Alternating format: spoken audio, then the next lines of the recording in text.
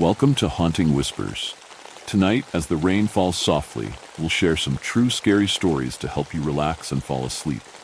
And comment where are you watching from and the time are watching this video. Also, don't forget to like and subscribe if you're enjoying the episodes. I think I'm in a town that doesn't exist. I need urgent help. I think I am in a town that doesn't exist. I will do my best to explain with clarity. My name is Roger. I'm a cop. I was recently restationed to a small farming town. I thought since it would probably be less eventful than the city, I would have had more time to pursue things I neglected for the majority of my life. However, that's not what happened. Upon my arrival at the station, everything was fine.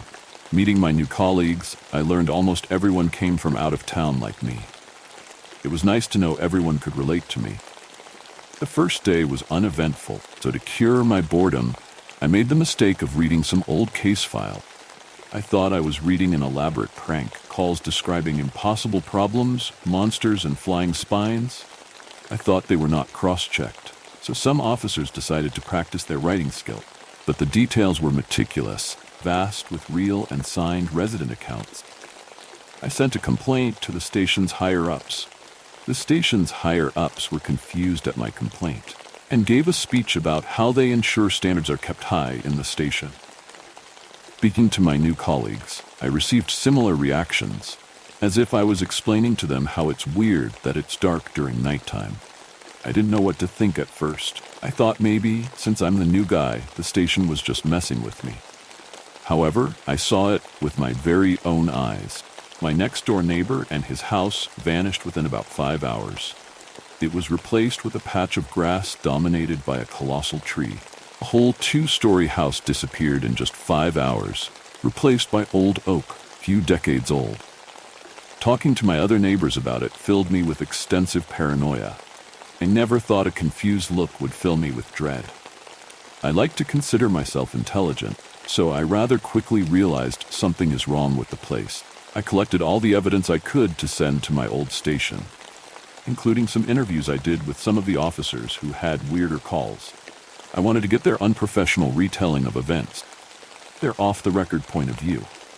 I sent off the first few to my old station with no response coming back. In fact, nobody from the outside responded. I tried calling everyone from friends, family, and even old colleagues. It seemed I had access to the outside world, but the outside world didn't have access to me. Honestly, I began to question my own sanity. I mean, there are signs. Outburst of emotion, foggy memory, and hallucination. I think that's the best way to describe them. Oh, which reminded me, I don't seem to recollect how I got into the town. I got here, but if I drove here or flew, I don't remember. On top of that, a quick Google search showed me the place I'm in doesn't exist. Satellite images showed just a thick forest directly where I stand. Standing directly next to my new little house, on the phone I only see trees. I'm unsure what my next move should be, so I decided to post this here. Hopefully someone will read the first interview and tell me that this is not normal. I need confirmation that I'm not losing my mind. I transcribed the interview below. 8/9/2024, 1:34 p.m., Roanoke Police Station. Interviewee, Jack Murrow, R. And the recorder is on. How are you feeling, Jack? J. Good. How can I not be? I'm getting paid to do my favorite thing, talking. Alright, as you know, I found out that some of the records were, let's say, poorly kept. So I'm going to ask a few questions about one of your calls just to fill in the missing detail. No problem. Tell me about the call you had a few days ago at midnight, the one in Maggie's. Just some kids broke into the store, I guess, played some tricks on me too. Really, that one had missing details? It was pretty uneventful, not like there were many details in the first place. Yes, that one. Just talk to me, step by step what happened that night. Alright, big boss. I think it was just about 5 minutes past midnight. I was cruising down the main road on my unexpected night shift. I wasn't supposed to be there that night. Anthony called in sick a day before. Ruined my Friday plans. I sadly don't get paid to complain, so I did my job. I remember it was rather cold that night. The breeze snuck into the cruiser at some points, revealing my breath. I didn't shut the windows completely, as the echo of the outside wind brushing against the thick tree line brought comfort in the darkness. So did the quiet talk host blabbering on the radio about some new internet. The combination of those kept me awake for the midnight shift. The midnight shift is more of a formality than a need. I was on it a few times before, and nothing ever happened, apart from occasional checkups on my walkie-talkie. After dark, all business shut, the streets become filled with emptiness, and the roads with occasional plastic bags dragged by the wind. Safe to say, when my walkie-talkie told me there is a potential robbery in Maggie's, my pupils grew. It took me less than a minute to arrive at the scene, empty streets and all. The owner was outside eagerly awaiting my arrival. He rushed towards me, or I even had the chance to take a step outside of my cruiser. I caught him, I finally caught the fuckers. His words gripped at my collar and snatched me closer as he shouted his achievements to me. Slow down, sir. What is going on? What do you mean you caught? Every single night, clothes began disappearing and mannequins were placed in random corners of the shop. 2 days ago, I even found the back door wide open. You guys didn't take me seriously, so I took matters into my own hands. And I caught them. The owner spoke fast in an aggressive farmer's manner as if I was the nuisance and not the apparent burglar in the shop. I remember a few days ago, some of the boys did visit Maggie's on multiple occasions, yet like suggested, they didn't find anything of note. Apart from the fact that the money kept in the backroom safe was never touched. Please, sir, listen to me. Slow down. Tell me what do you mean you took the matters into your own hands? All right, I bought motion sensors and upgraded my doors. The sensors went off a few minutes ago and the shutters dropped.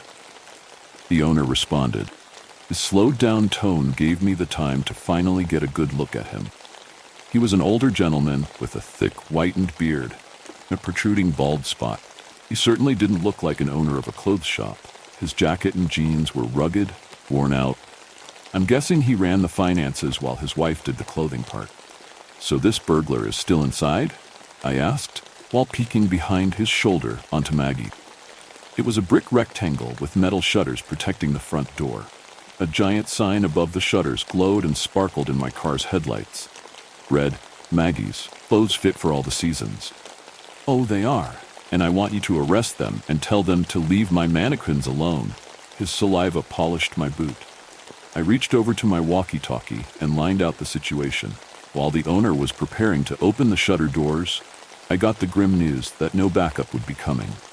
It doubted that the burglar would be armed or dangerous due to their recent non-violent history. However, the fear of an altercation was still eating at me.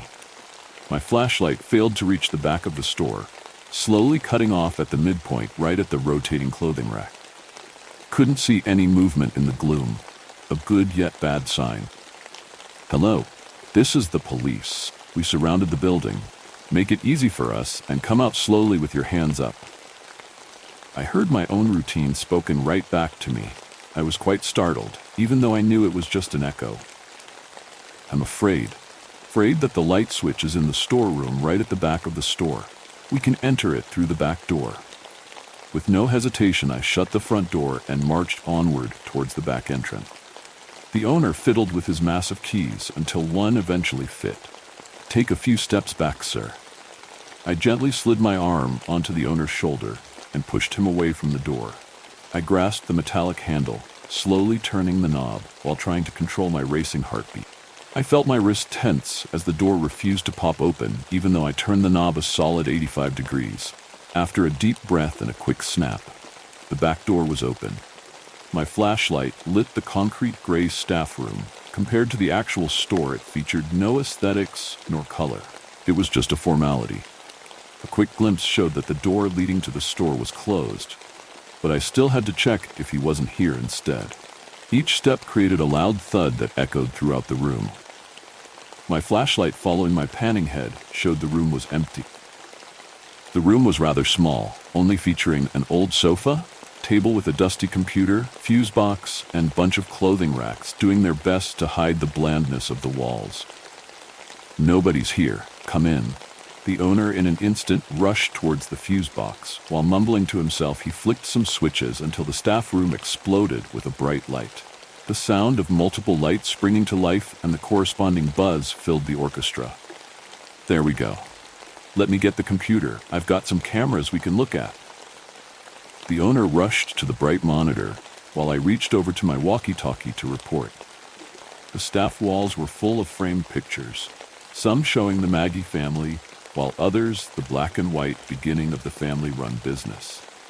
Upon closer inspection, I noticed some photos featuring a young girl. I never saw her in the shop, nor near the owners, but she was in most of the photos. She would either hug the owner's hip or walk around the shop browsing clothes while giggling to herself. A portrait of her with a golden frame had a cross sit right above it. This little fuck. The owner grit his teeth in frustration. I almost forgot he was in the room to begin with. I ran over to him to see what's happening, and that's when I saw the CCTV. Saw exactly what was behind the walls on my right. Saw exactly what the burglar prepared for us. The shop was filled to the brim with clothes. Walls had a nice oak look to them, and the floors were white as kitchen tiles. However, the burglar was nowhere to be seen. The only things we saw were the mannequins. They were not in their usual place. They were all around the shop, some holding clothes while others simply browsing the clothing rack. The clothes they wore did not match. Some wore socks as gloves and others shirts as scarves. All around the shop they were put in places to mimic customers shopping.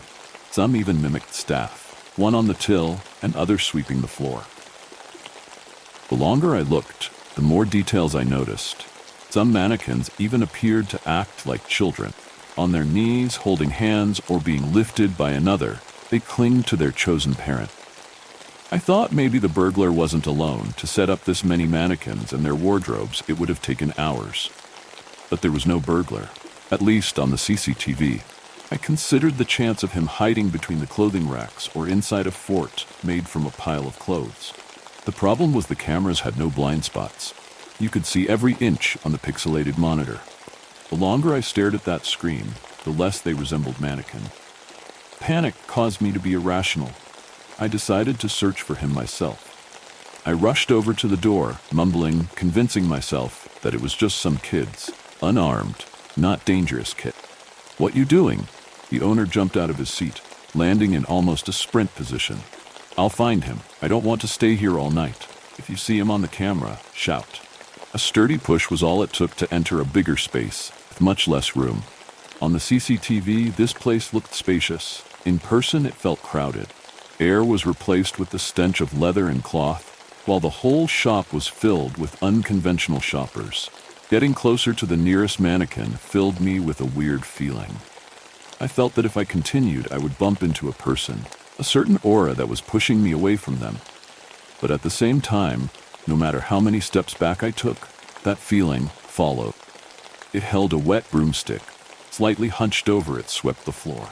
It wore a backwards Nike cap with a winter jacket tied around its waist like a belt. Improvised dress. There were a lot of mannequins in the store, on second thought. An unreasonable amount. There were more mannequins than mannequin stands. Not enough space in the store, nor staff room. They covered each aisle, corner, and wall. Traversing through the thick plastic jungle was difficult. It only made the feeling grew, especially around tight turns. Fully turning to my side, I did my best not to touch any of them. The closer I was, the more my lungs begged for air and skin for sweat. Felt like they were strategically placed to hinder my movements, almost perfectly replicating a busy day. I walked in circles, checked every hiding spot. Nobody was here, except for the mannequins, of course. I stopped and sighed in a sign of defeat. I was ready to call it quits. Ready to tell the owner what my colleagues have been telling him for the past few weeks. When a child caught my eye, or well, a mannequin acting like a child, on its knees, held another mannequin's hand while wearing an extremely undersized pink shirt. It stared into a mirror. However, for some reason I felt something was off. I didn't understand it at the time. It looked like all the other mannequins, from size to attire, but it just felt different. Only then I realized it was staring at me through the reflection in the mirror. Only then the loud humbuzz stopped and all the lights shut in the store. Jesus! Why did you turn off the lights? I shouted in pitch darkness towards the staff room. My own voice echoed back to me. After a few seconds, like a hit of adrenaline, I woke up from my fear-infused trance and scrambled to find my flashlight. I didn't even bother to unclip it from my belt. With an aggressive yank, I freed it and lit up the room. Quickly scanning every wall and corner for movements, I found nothing. All the mannequins. Their clothes left on the floor in their place. More than 40 of them. I was alone in pitch darkness, alone in dead quiet. Each step felt heavy, encumbered. No longer blocked by the mannequins, I carefully stepped around the multiple piles of clothes left behind by them. Each step a loud, echoey thud, crept closer and closer to the staff room. Entrance to the staff room. My exit was slightly open, only barely enough to see the darkness spilling out of it. I was just close enough to reach for the door handle. I could almost touch the handle, my fingers almost touching the metal exterior. But I felt that feeling again, as if I'm too close to someone and need to take a few steps back to avoid a head collision. So I reached my hand back. However, the feeling wasn't coming from in front of me.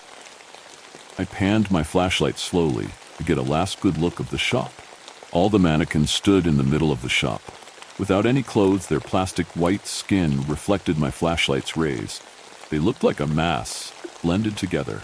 Only their unlit, numerous limbs could be distinguished. As a monstrum, it stood at a distance. A pile of blended plastic awaited my next move. It stared at me with numerous heads. A sturdy pull and sprint. I was back at my cruiser. While running out, the owner was nowhere to be seen. Contacting the station the next day, we ran a full investigation. The owner apparently saw someone wearing shop clothing running out of the store, so he sprinted after him, explaining his absence. When that happened, another burglar or kid or whatever shut the lights to play a trick on me. We couldn't catch the kids, and the mannequins were gone by the morning. All the money was left in the shop, but multiple clothing, and of course the mannequins were stolen. Good news, however, since then there were no new calls from Maggie's. The kids had enough, but that was just one nightmare. The next one may be worse. False awakening. I dreamed of it again, that building.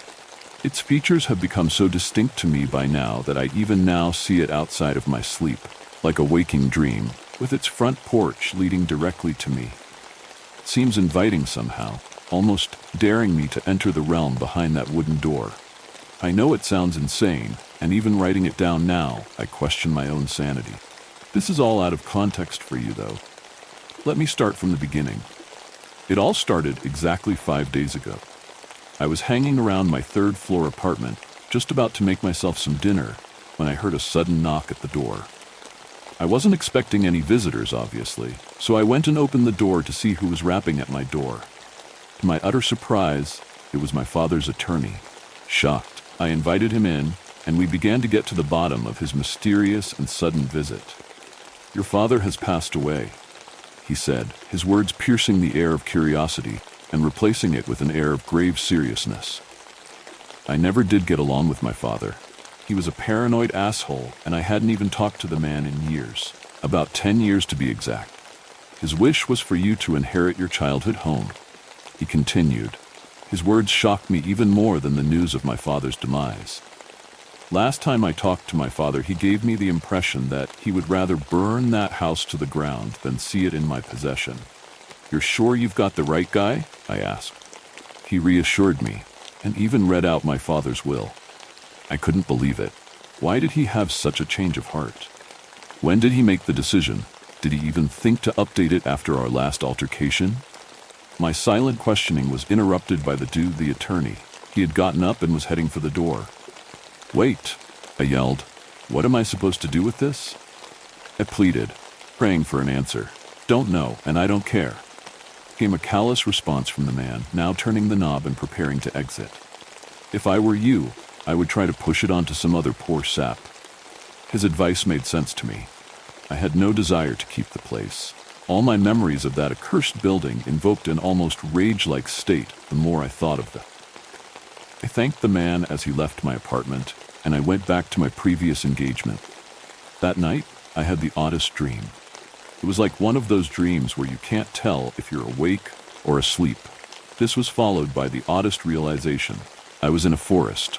Before me lied a log cabin, the layout of which was oddly familiar to me compared to the untamed wilderness around me.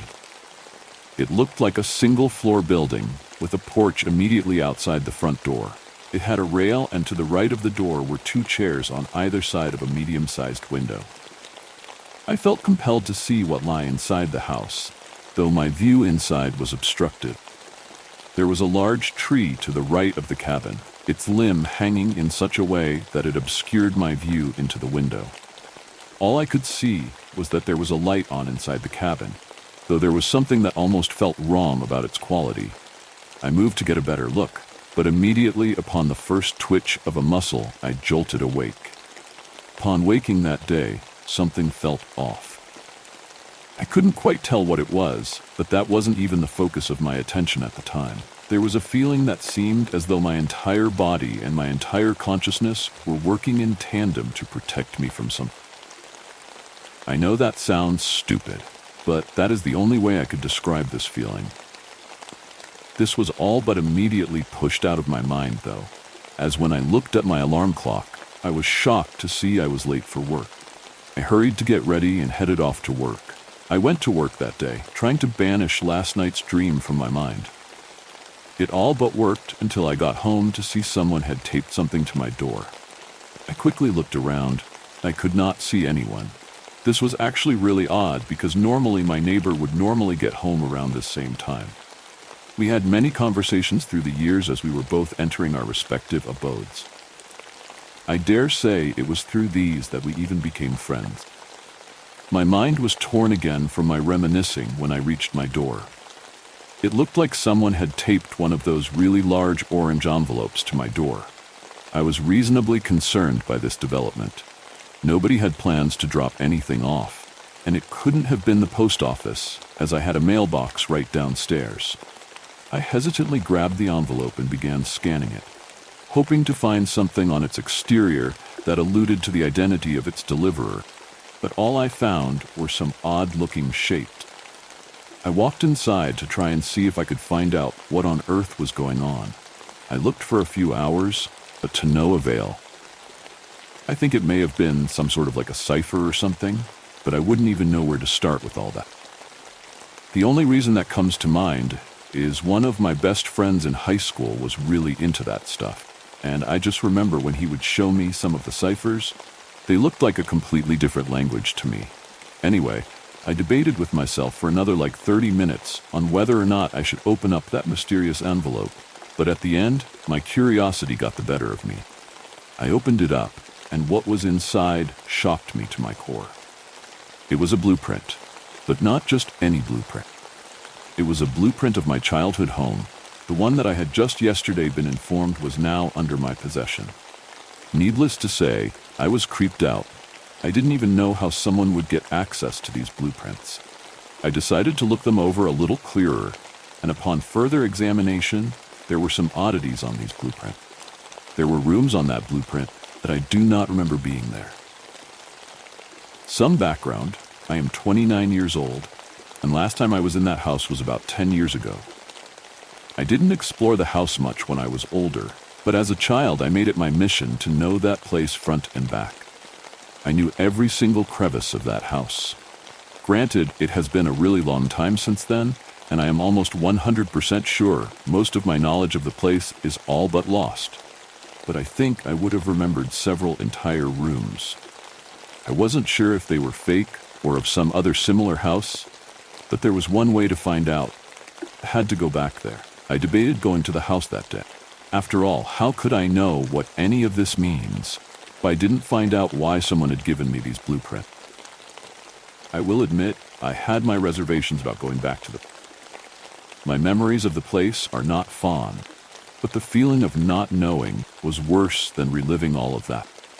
I decided I was going to call off work the next day, and I was going to go to the house that night. I needed to know why my father handed the house over to me, why the blueprints were on my door, and I needed to find out what the connection of that odd dream was to this whole scenario. I have no proof yet, that last point, But everything in my being is telling me that these series of events are definitely connected. So I packed up an overnight bag and I headed out. I was in the car for about 4 hours before I got to the house. I was tired as hell, and I was ready to be rid of all this weird stuff.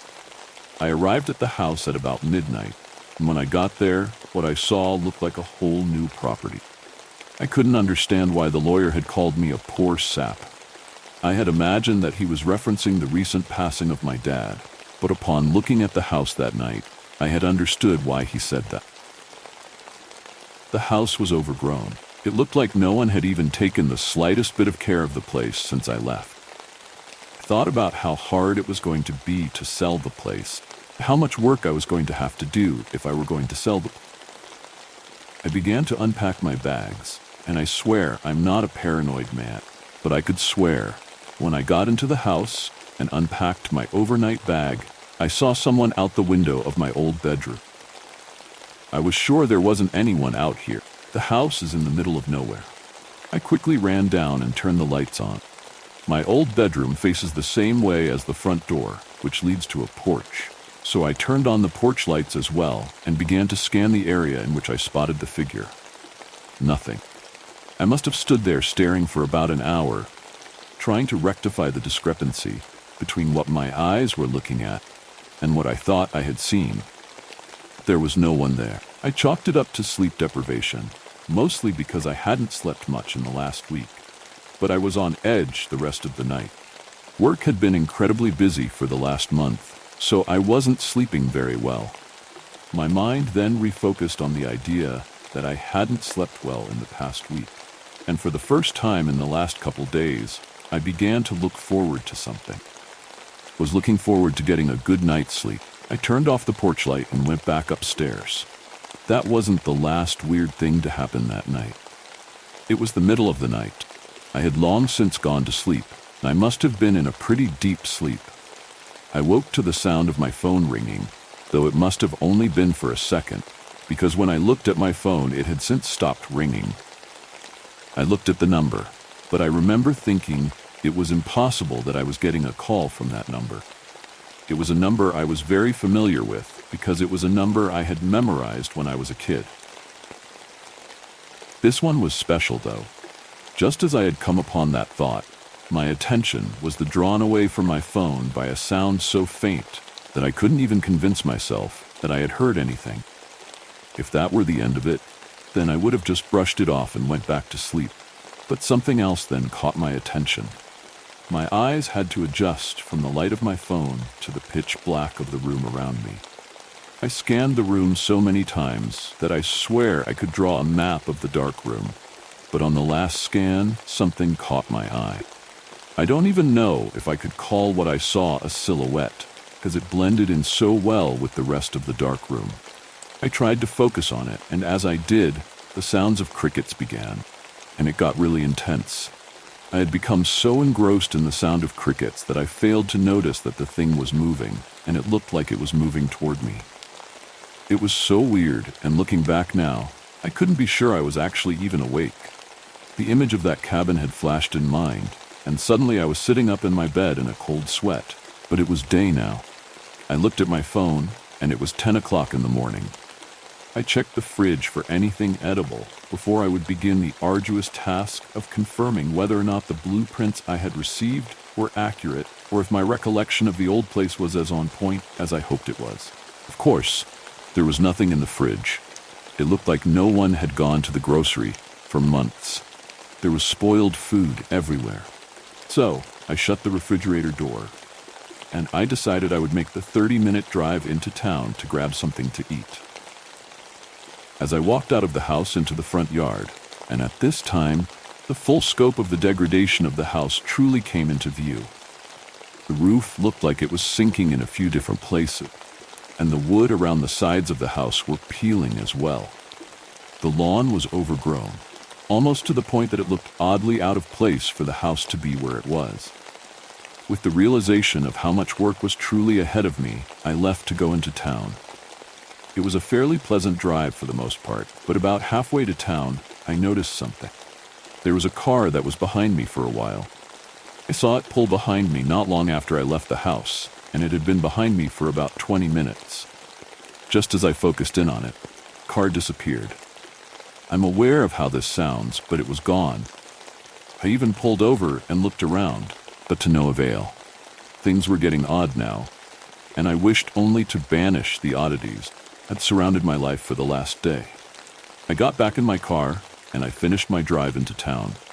I went to a diner that I remembered from my childhood, and I even, to my surprise, saw an old friend of mine while I was there.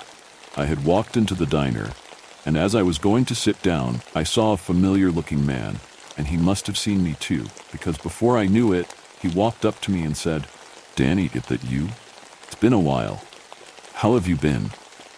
I soon recognized the man as my childhood best friend, Rick. We sat and had brunch. We caught up on what had happened in the last decade, and I filled him in on why I was in town. "Oh, shit, man. I know you and your old man didn't get along, but I'm really sorry to hear about that," he said, though I think we both knew the news hadn't exactly been heartbreaking. We finished up our meal and went outside. I don't know why, but I told him about my odd experience the night before. We got to the point where I mentioned the call I had believed I received, and more importantly, the number it had come from. He was dumbfounded, and he repeated the same rationales that I had told myself. "Surely it's just a wrong number. I'm sure that number was reassigned years ago," he said shakily. I agreed, but I'm sure it seemed like I was trying to convince myself of the explanation, then reaffirming his belief. I finished up my story, and we said our goodbyes. We went our separate ways, and I prepared myself for the work to come. I did my explorations that day starting from the top floor. It was an attic area of sorts, so it didn't take long for me to check out that area.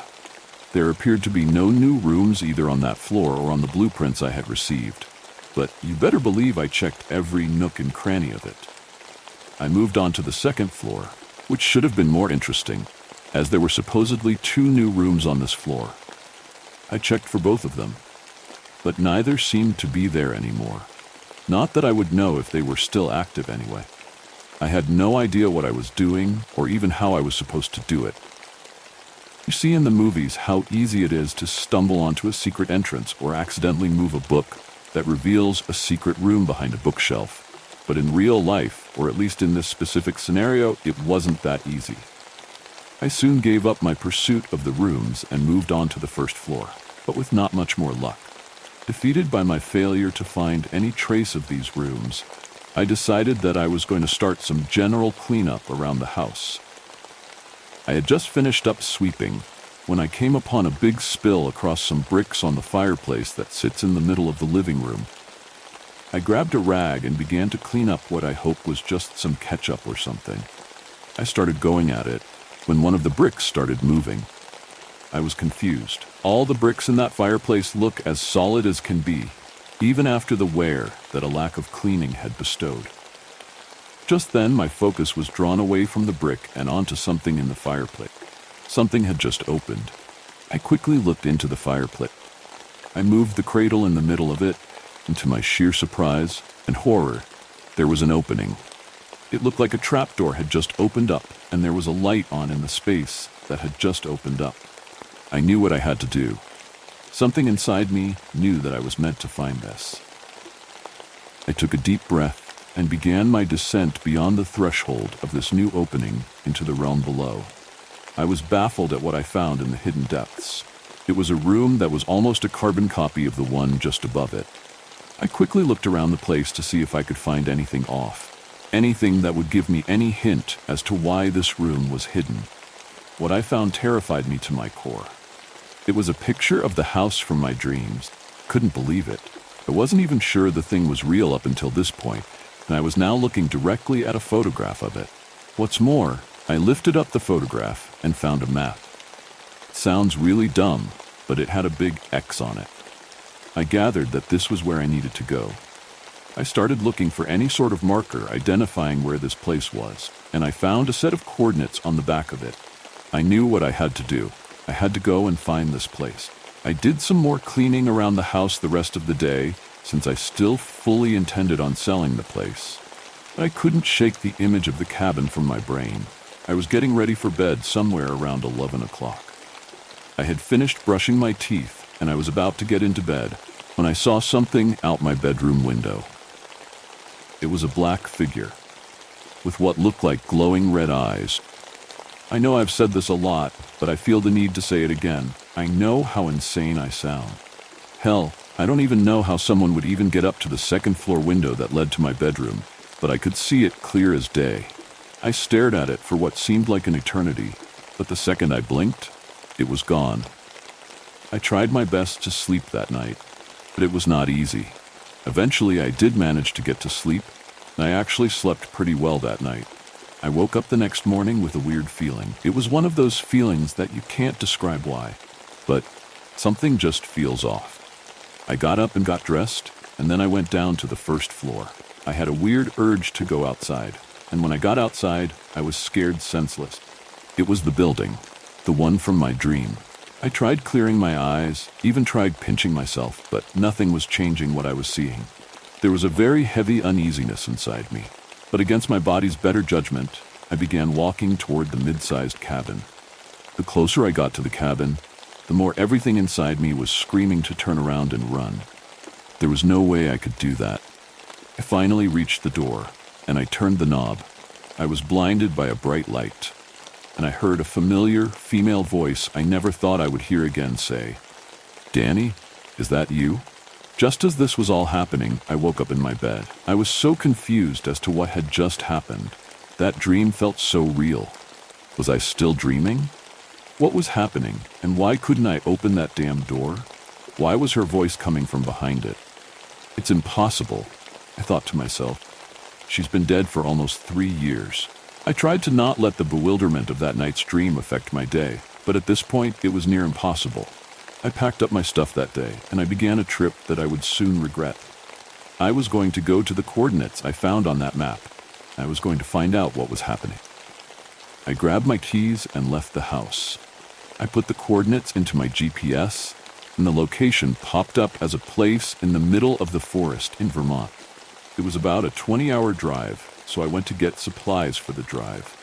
As soon as I had the supplies, a few energy drinks, and a few days of snacks, I left on my journey. I got back into the car after walking out of the grocery store, but something started feeling off. I looked around but saw nothing. I looked into my rearview mirror, and what I saw shocked me to my core. It was the same black figure. Despite it being the middle of the day, the figure still looked almost like a shadow. Terrified, I started my car and threw it into drive, my heart beating out of my chest whilst doing so. I laid on the gas, and as soon as I began moving, it was almost like we teleported. I was now staring down a dirt road in the middle of a forest. I checked my rearview mirror and the figure was gone, but as I turned back to see where I was headed, I drove straight into a tree. I woke violently in my driver's side seat, groceries right next to me. I have analyzed this moment thousands of times in my head, and I still can't remember falling asleep. I must have been asleep for a long time, though, since when I gathered my thoughts, the sun was already setting. Something was happening to me, and I couldn't figure out what was going on. I knew one thing for sure, though. I needed to get to this place, and I needed to get there soon. Just as I began preparing for my journey, though, I looked at my forehead and saw a nasty gash right across it. These dreams were no longer just dreams, something else. It was no longer just my sanity on the line I feared, but my life as well. I began the long drive to the location, and with the help of those energy drinks, I soon almost reached my destination with no incident. About 5 minutes before my destination, I entered a long dirt road. It was the same one I had seen in my dream. I was driving down it for only a minute, when the dirt road suddenly stopped. I could go no further in my car. I got out and put my keys in a backpack I had packed back at my childhood home. I began to walk, but as I entered the dense woods before me, my phone began glitching. I'm not talking about the kind of glitch where you just lose service and can't get directions, but the kind where your phone just becomes unusable. In utter fear, I hit the thing against my hand, to no avail. I knew I would have to just start walking and hope that I was going the right way. I began walking, and the deeper in I got, the more I got the feeling I was being watched. I walked for about 10 minutes, and that's when I saw it. It started with a familiar-looking creak. When I kept walking, I saw it. The cabin was right in front of me.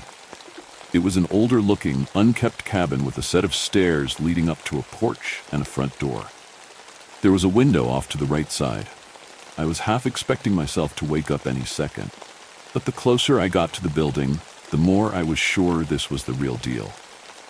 Terrified, I began inching closer. I was almost on the first step to the porch when I saw a deep orange light flick on inside the window, and a terrifying sight came into view. It was a dark figure with what looked like bright red eyes, and it was staring right at me. I stopped in my tracks, the fight or flight question firing off in my head. But after a few moments of deep breaths, I was able to calm myself enough to slowly and shakily make my way to the door. I grabbed the handle, still expecting myself to wake up at any moment, but I would have no such luck. As I grabbed the doorknob, I had the sudden urge to turn around, but I would soon regret this decision. Inching toward me from the tree line were 3 mangled beasts. One resembled a leopard, one a lion, and one a wolf, but they were all horribly disfigured. The leopard had a missing bottom jaw, a missing eye, and its legs looked like they had been reformed after going through a meat grind. The lion looked like it had been caught in a forest fire. Its skull was visible on half of its face, where it looked like the flesh had burned away, and its mane was singed, almost completely gone. The wolf was the most terrifying, brandishing 3 heads, each emitting a rotten stench and dripping white foam. I rushed to open the door. I didn't know or care what was on the other side at that point. I just needed to get away from these hell creatures. I slammed the door behind me and turned around. I focused in to see something that was incredibly odd. There was no window. There wasn't even a room. There was just a long, dark hallway. It seemed to lead to an orange light reminiscent of the one I saw in the window. I didn't know what else there was to do, so I began walking down the hallway. As I inched closer, I began to see what looked like cells along the walls. I reached into my bag and grabbed a flashlight. I remembered I had packed. I quickly turned it on to look inside the rooms, and what I saw made me stagger back, almost made me vomit. There were grotesque creatures inside these rooms, each containing human features, but none of which I could classify as human. Each creature was different, but each one was equally as disgusting as the last. One had ears all over its body. Another had no eyes at first glance. But upon further investigation, its eyes were in its hands, and it was pointing those hands directly at me. It was making a noise I could almost describe as a grunt. I looked at another that was obese beyond what I thought the human body could handle, and it was sitting in the corner, seemingly unable to move. Just as I got turned away from the grotesque creature, I saw something that terrified me, far beyond what I thought was possible. I looked down the hallway to see a creature now standing in the way of the light. It looked humanoid at first, but then it began to shift its appearance. Across the hallway, I could hear the cracking of bones and what I think was the sloshing of muscles. Its appearance had changed so much. The once humanoid creature now looked like nothing I had ever seen before. It looked as if the creature now brandished the skull of what looked like a deer with the antlers protruding. The creature was now also about 6 feet taller, now coming out to about 15 feet tall. I then heard something that sent chills down my spine. "Danny, is that you?" echoed down the hall in a familiar female voice, one that I hadn't heard for years before the dream started. It was the voice of my dead girlfriend, who had died in a tragic drunk driving accident about 3 years ago. I froze. I didn't know what was going on, only that my heart was now beating so hard that I swear it was beating out of my chest. The creature tilted its head and began moving toward me. I tried everything in me to move, but I couldn't. As it got closer, I could see its almost ashen skin. Its red eyes grabbed my attention as well. Was this thing the thing that had been taunting me for the last 5 days? It continued to get closer, and as it did, the smell came into range. The creature smelled of rotting meat, but I was still so frozen I couldn't even gag. It was now running on all fours toward me, but I still couldn't move. It must have been almost 10 feet from me when I was finally able to force myself to move. I began slowly but surely inching my way toward the door. Whatever was on the other side was surely better to face than whatever this thing was.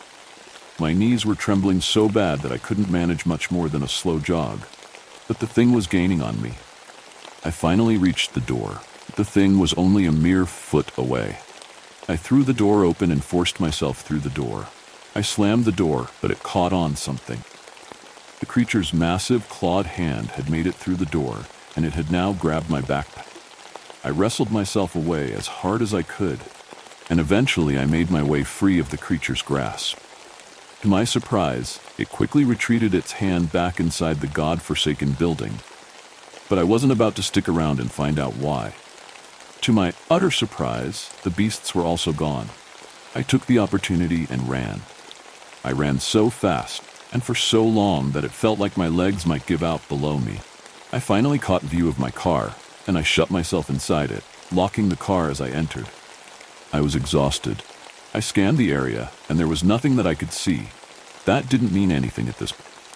I decided it didn't matter at this point, and I quickly fell asleep. I dreamed of it again last night. That accursed building now stains my subconscious. I never wanted anything to do with that building or its contents again. That was until I checked my backpack to see that there was now a large hole in the back. The contents had likely emptied themselves on the porch, and I now knew exactly why the creature had retracted its massive clawed hand. I searched for hours. My keys are gone. Subscribe for part 2. As the shadows deepen, another story awaits in the dark. Crying Book. I'm wondering if I'm posting this right. Hi, my name is Nick, and this is my first post. I have followed this page for a while and enjoyed all the stories. The reason this is my first post is because something odd happened today. I'm a handyman. I'm self-employed and will do any job from building walls to fixing plumbing. I take pride in my work, and thanks to positive word of mouth, I have been able to grow a steady business. I work around the east of England in a county called Suffolk. It's a rural county without a city, but a few large historic towns. Today I was working in a small village called Glemsford on the Suffolk border for an eccentric man called Mr. Myers, J.D. Myers. It says above his office door, but I never found out what the J.D. stands for. Mr. Myers is an older man with white, thick hair that has receded to a point where anyone else would have given in to baldness. He is thin with a long face and long bony nose. He always wears a suit, even when he's not working, and has glasses that magnify his eyes so large they become the main feature of his face. As I said, Mr. Myers is an eccentric man, and his house is full of little knickknacks from his many adventures around the world. He's a well-known solicitor for millionaires all over the world. His library, a small spare room in the house, has the most unique pieces. Wooden masks from Africa, jade trinkets from China, and so on. He hired me to build a small wall in the corner of his back garden as a kind of pen for his guinea pig. Due to the unevenness of the ground, I had been digging it flat for the past 2 days. I had originally quoted him the job as 4 days' work. Today was my 5th day as the materials had been delayed arriving. Mr. Myers had planned to go to London the day after I was originally planned to finish. He couldn't cancel due to his client only being in the country for a few days. I assured him that I could move some other jobs around and come back to his the day after to finish the wall. He waved it away and said that he trusted me to come in while he was away and continue my work. He left me a key and was gone before I arrived this morning. It's been sunny in the east today. Rarity if you live in England. Hot sun in summer? Never heard of it. It was halfway through the day, and I had just finished with the first layers of bricks for the pen when I heard the Victorian-style doorbell chime. I walked around the side of the house instead of through it, so I didn't dirty the floor. At the door stood a man in a prim black suit and bowler hat with a brown briefcase. He was tall and old with a large, gray, thick mustache. "Can I help you?" I asked. The man turned to me, his face grim and downturned. His voice was deep as he spoke. "You're not Mr. Myers," he said without inflection, yet somehow still surprised. "No, he's away on business today. Can I help you?" "I need to speak with Mr. Myers." He held up his briefcase. "It's a delivery he's been waiting years for." I was confused. The man felt off in the way he moved and spoke, as if this was of grave importance. "Do you have his number? You could call him, but I doubt he would answer." You call him. The man interrupted me. Rude, but I'm someone who tries to avoid arguments if possible. I signed and pulled out my phone to ring Mr. Myers. If what this man had was so important, why didn't Mr. Myers tell me he was expecting a package? To my surprise, Mr. Myers answered. Hello, Nick, is everything all right? Hi, Mr. Myers. Yes, everything is fine here. It's just that I put the phone to my chest so Mr. Myers couldn't hear what I was saying. Why I did this, I don't know. What did you say your name is again, mate? I didn't, he responded tersely. Just say it's Clive Kittle. Mr. Kittle has a delivery for you. The other end of the line was silent. Mr. Myers? Nick, can you show Clive to the library, please, and tell him to put the parcel somewhere he believes is most fit? Sure, I said questioningly. It seemed a very odd request. And Nick, can you leave the library while he does this, please? Okay, I said. Once Clive is gone, can you lock up the house and post the key through the letterbox, please? I would prefer if you finished early today and came back in the morning. I will be there when you arrive. Okay, will do, I said before hanging up. My mind was racing with questions and intrigue about what was in the briefcase. I live by myself with no partner, and so have a lot of free time on my hands. Because of this, I wouldn't often find myself at home tired after work scrolling through TV and YouTube. I have more than once fallen down the rabbit hole of unsolved mysteries from history. Due to this recurring of my life, I now find myself drawn to mysteries, no matter how small. I am to show you to the library, he said, and you are to leave the parcel wherever you see fit. Clive Kittle nodded once, sharply, and stood to the side and allowed me to open the door. I showed him to the library. Again, Mr. Myers' house isn't a mansion or state house. It is a semi-modern British village home, and the spare front room was what he called the library. Clive Kittle was in the room for around 20 minutes. I stood waiting patiently. Once he was done and had made sure the door was shut behind him, he left and waited for me just outside the front door. I walked out behind him and flicked the lock before shutting the door. I turned to Clive Kittle. He was standing unnervingly close to me. He was looking down at the key in my hand. Once I realized what he was looking at, I quickly turned and posted it through the letterbox. I even made a show of turning the handle to make sure it was locked.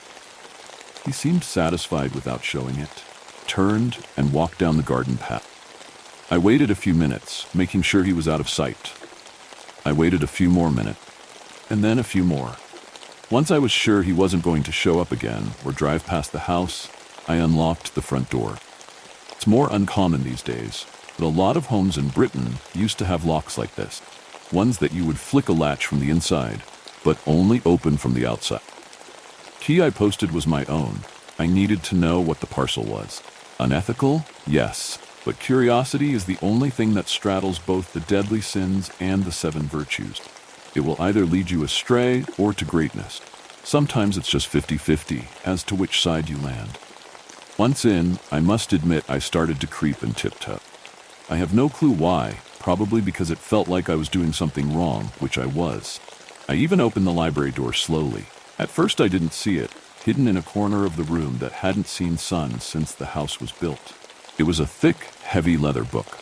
I instantly got a headache when I laid eyes upon it. I read the golden embossed words at the top of the front cover. Novem, Septem, Oculos, Insomnia, Mors. I didn't know what the words meant, and I didn't care, because under neither the words sculpted in the leather was a screaming face in anguish that looked as if it were crying. It terrified me.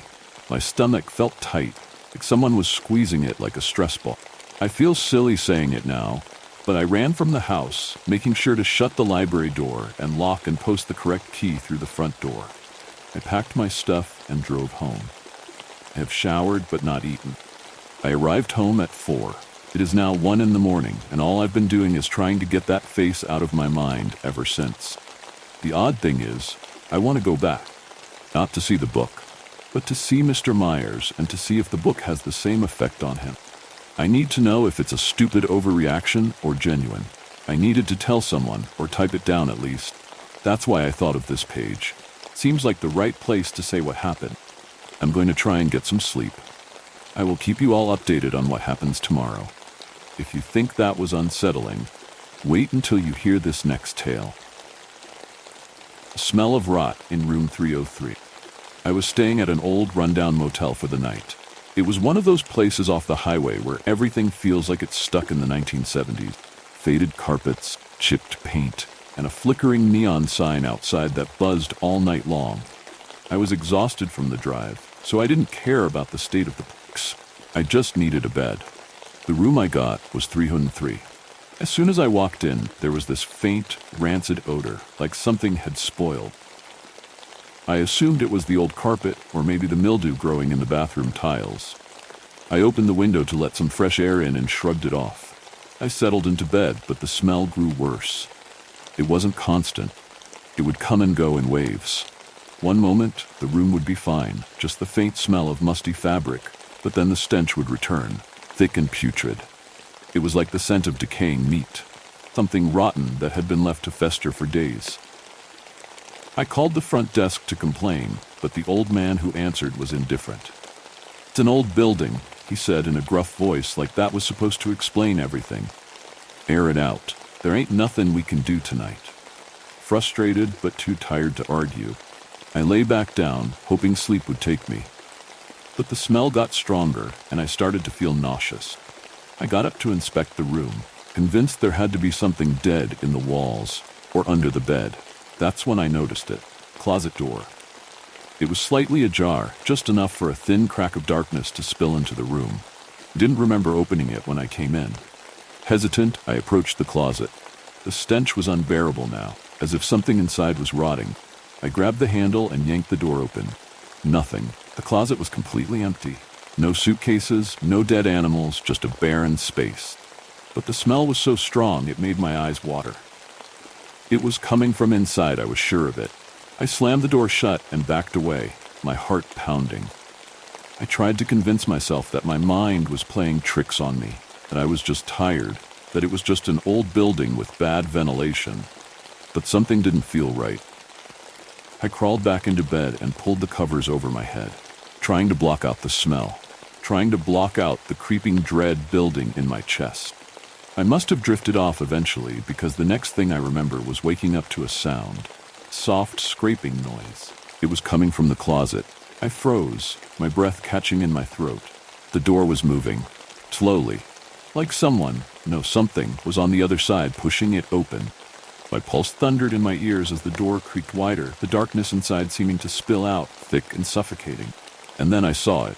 A hand, pale, skeletal, with blackened nails, reached out from the shadows of the closet. I didn't wait to see what it was attached to.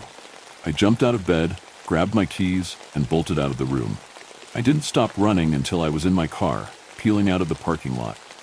I've never gone back to that motel. I'm not even sure it's still there. But I can't shake the feeling that someone, is still waiting in room 303. Them horrors don't end, they merely change form, like this one. If you see a white crow, hide. I don't know whether any of you will give a damn about what I say. Hell, most of you won't believe me, and I can't blame you. Truth be told, I would do the same. No, I won't convince any of you about what happened to me, but at least I can share it. Not just to get off my chest, but to warn someone out there. For the slim chance you ever see a white crow fly above you, landing on a tree branch or wire, observing the people below it, perhaps you will remember my words. Perhaps you will believe me in this one instant. Don't look at them. Don't wave at them. Do nothing to attract their attention. Turn around and make sure you're out of their sight. There is no fighting them. They will always find prey, but it doesn't have to be you. Trust me. I wish someone had told me the same. At first I found it beautiful. An albino in every species is a rare sight, but in a crow, it seemed to have something magical about it. I looked it up, and a lot of mythology interpreted them as divine messengers or omens of good luck. Back then I couldn't have agreed more. It just seemed to be more. I don't know how I could truly explain it. I was on my way to school when it landed on a house nearby, watching the people hurrying past without noticing it. I stopped, pausing the music I was listening to. I was still a freshman at my high school, and time was running against me, but I couldn't help myself. Who doesn't love animals? Beautiful ones in particular. Without thinking much about it, I got my phone out, zoomed in on the bird to get a better view of it, and took a photo. Right before I pressed the button, it twisted its head around, staring right at me as my phone's camera went on. Not gonna lie, it startled me. Not because it had any weird features or appeared more menacing than at first glance now that it looked at me. It was just that it noticed me. I had made no sound, and the crow was a decent distance away from me. By all means, I should have remained an unknown to the bird. But now that it had laid eyes on me, couldn't stop staring at me. I moved a bit further up the street, changing directions, even jumping around. Crow's head followed my every move. It seemed quite funny. Its eyes darted around to keep track of me. Not something you would expect from a wild animal. A cartoon for sure, but not a random crow. I giggled to myself and waved at the crow before running towards my school. During the breaks between lessons, if I wasn't busy talking to my friends, I looked up facts on crows. The white one had caught my interest, and I wanted to know more about them. Did you know that crows are extremely intelligent? They can hold grudges for quite a while, bond with people, and even hold some sort of funerals. Fascinating animals, but I thought that the white crow would remain nothing but an interesting encounter. Something to be fondly remembered from time to time. So you can imagine my surprise when I encountered the very same crow sitting at my high school's entrance, observing me as I left.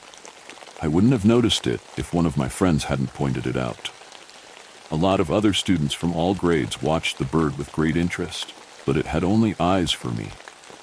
I couldn't believe my luck and took a few more photos before saying my goodbyes to my friends.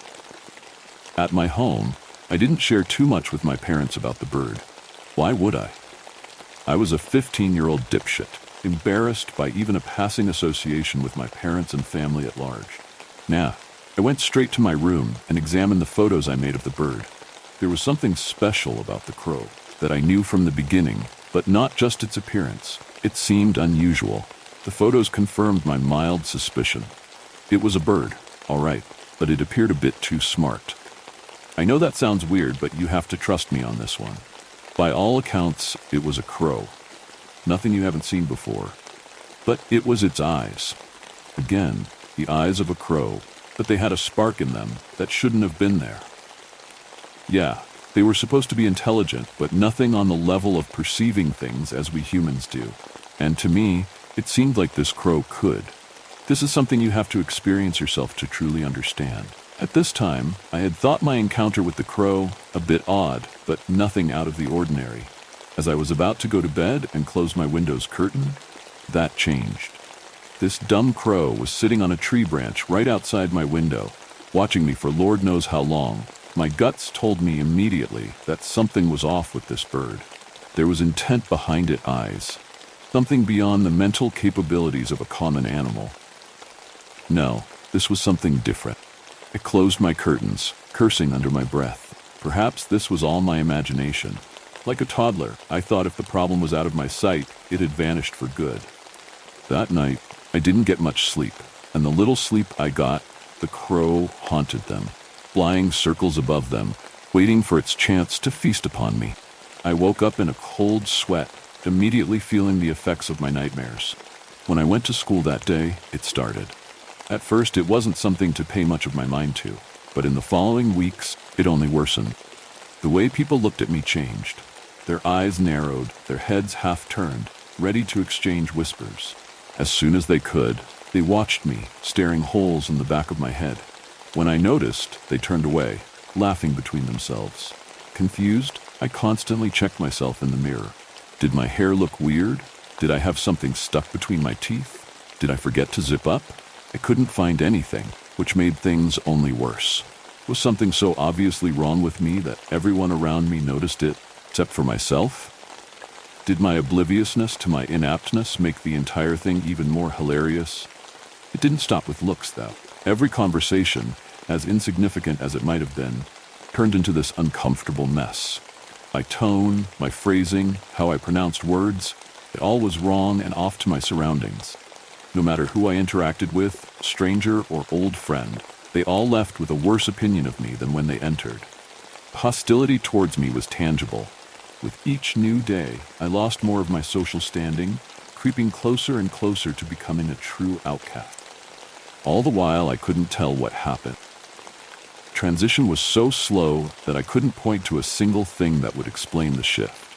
After hearing this, you might think that this sounds like normal social anxiety. Heck, you might have gone through something similar, always believing the judging eyes of the people around you, stalking you like prey. For my age, something like that is not completely out of the ordinary, but the fucking white crow was. Without missing a day, it followed me around, never losing me. Out of all the hostile glances that pursued me, it was the most persistent. It always tried to find a way to stare at me. When I walked to school, it flew above me.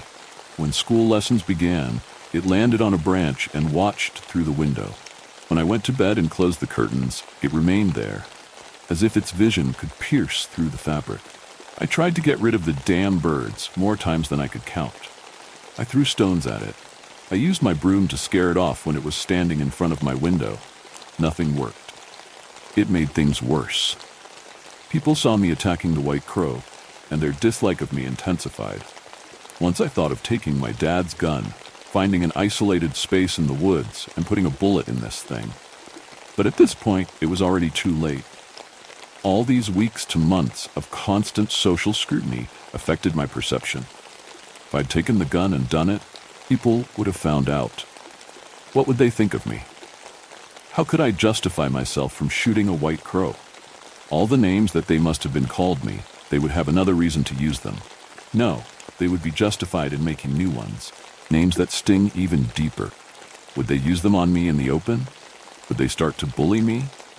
Would I sign my fate as an outcast by shooting the bird? I have a question. Have you ever seen how bigger carnivores hunt prey that lives in bigger herds?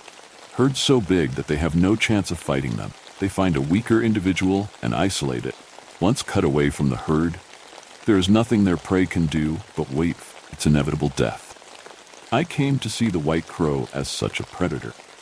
I don't know where it came from, whether they are an entire species or why they focused on humans. Truth be told, I don't want to know. But what I know, the white crow has specialized in hunting humans. Think about it. We are social creatures.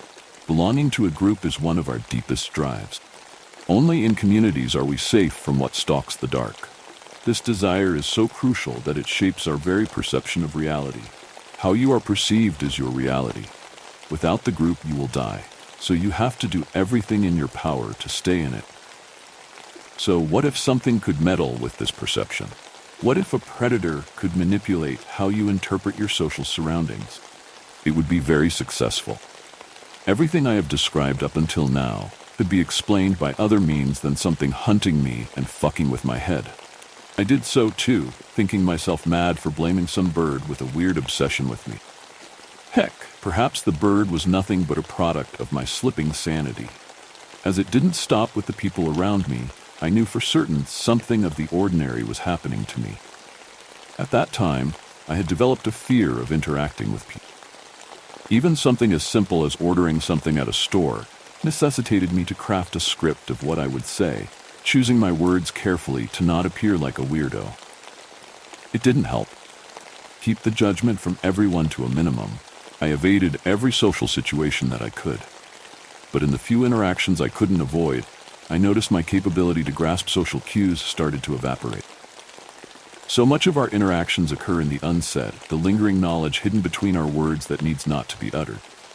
As I said, we are highly calibrated to navigate complex group dynamics. The group dies, you die. It is as easy as that. To prevent that from occurring, every group needs a set of rules that can't be broken. Every individual who threatens the group at its very core has to be punished accordingly. Some of these rules are written down. I didn't struggle with them. No, the implicit were the ones that became a mystery to me. Breaking them wouldn't be legally punished, but socially. It would show you haven't understood something as basic as reading the group you moved in and its rich culture. You would prove yourself an outlier, unshackled by the boundaries the group bestows upon its members. And without them, Lord knows what you could do. There would be no way to tell. It started with not getting jokes. I still hang around my friends despite the looks they gave me. Due to politeness, they didn't want to tell me to fuck off, so they tolerated me. Without them, I would have no one, so I stayed. But I struggled to follow their conversations. Not about what was said, but why they reacted the way they did. They mostly shared funny stories or made crude jokes. I understood the logic in their words, but why did they laugh? Why did they shake their heads and change the topic? Sometimes they were ranting about something only to shift into making fun of it. None of it made sense to me. It was like watching a foreign species of creatures communicate. I had a grasp of what happened. I saw their emotions and knew what they meant, but everything deeper remained a black box to me. One time I asked why they laughed, and one of my friends explained the joke to me with a frown after realizing I really didn't get it.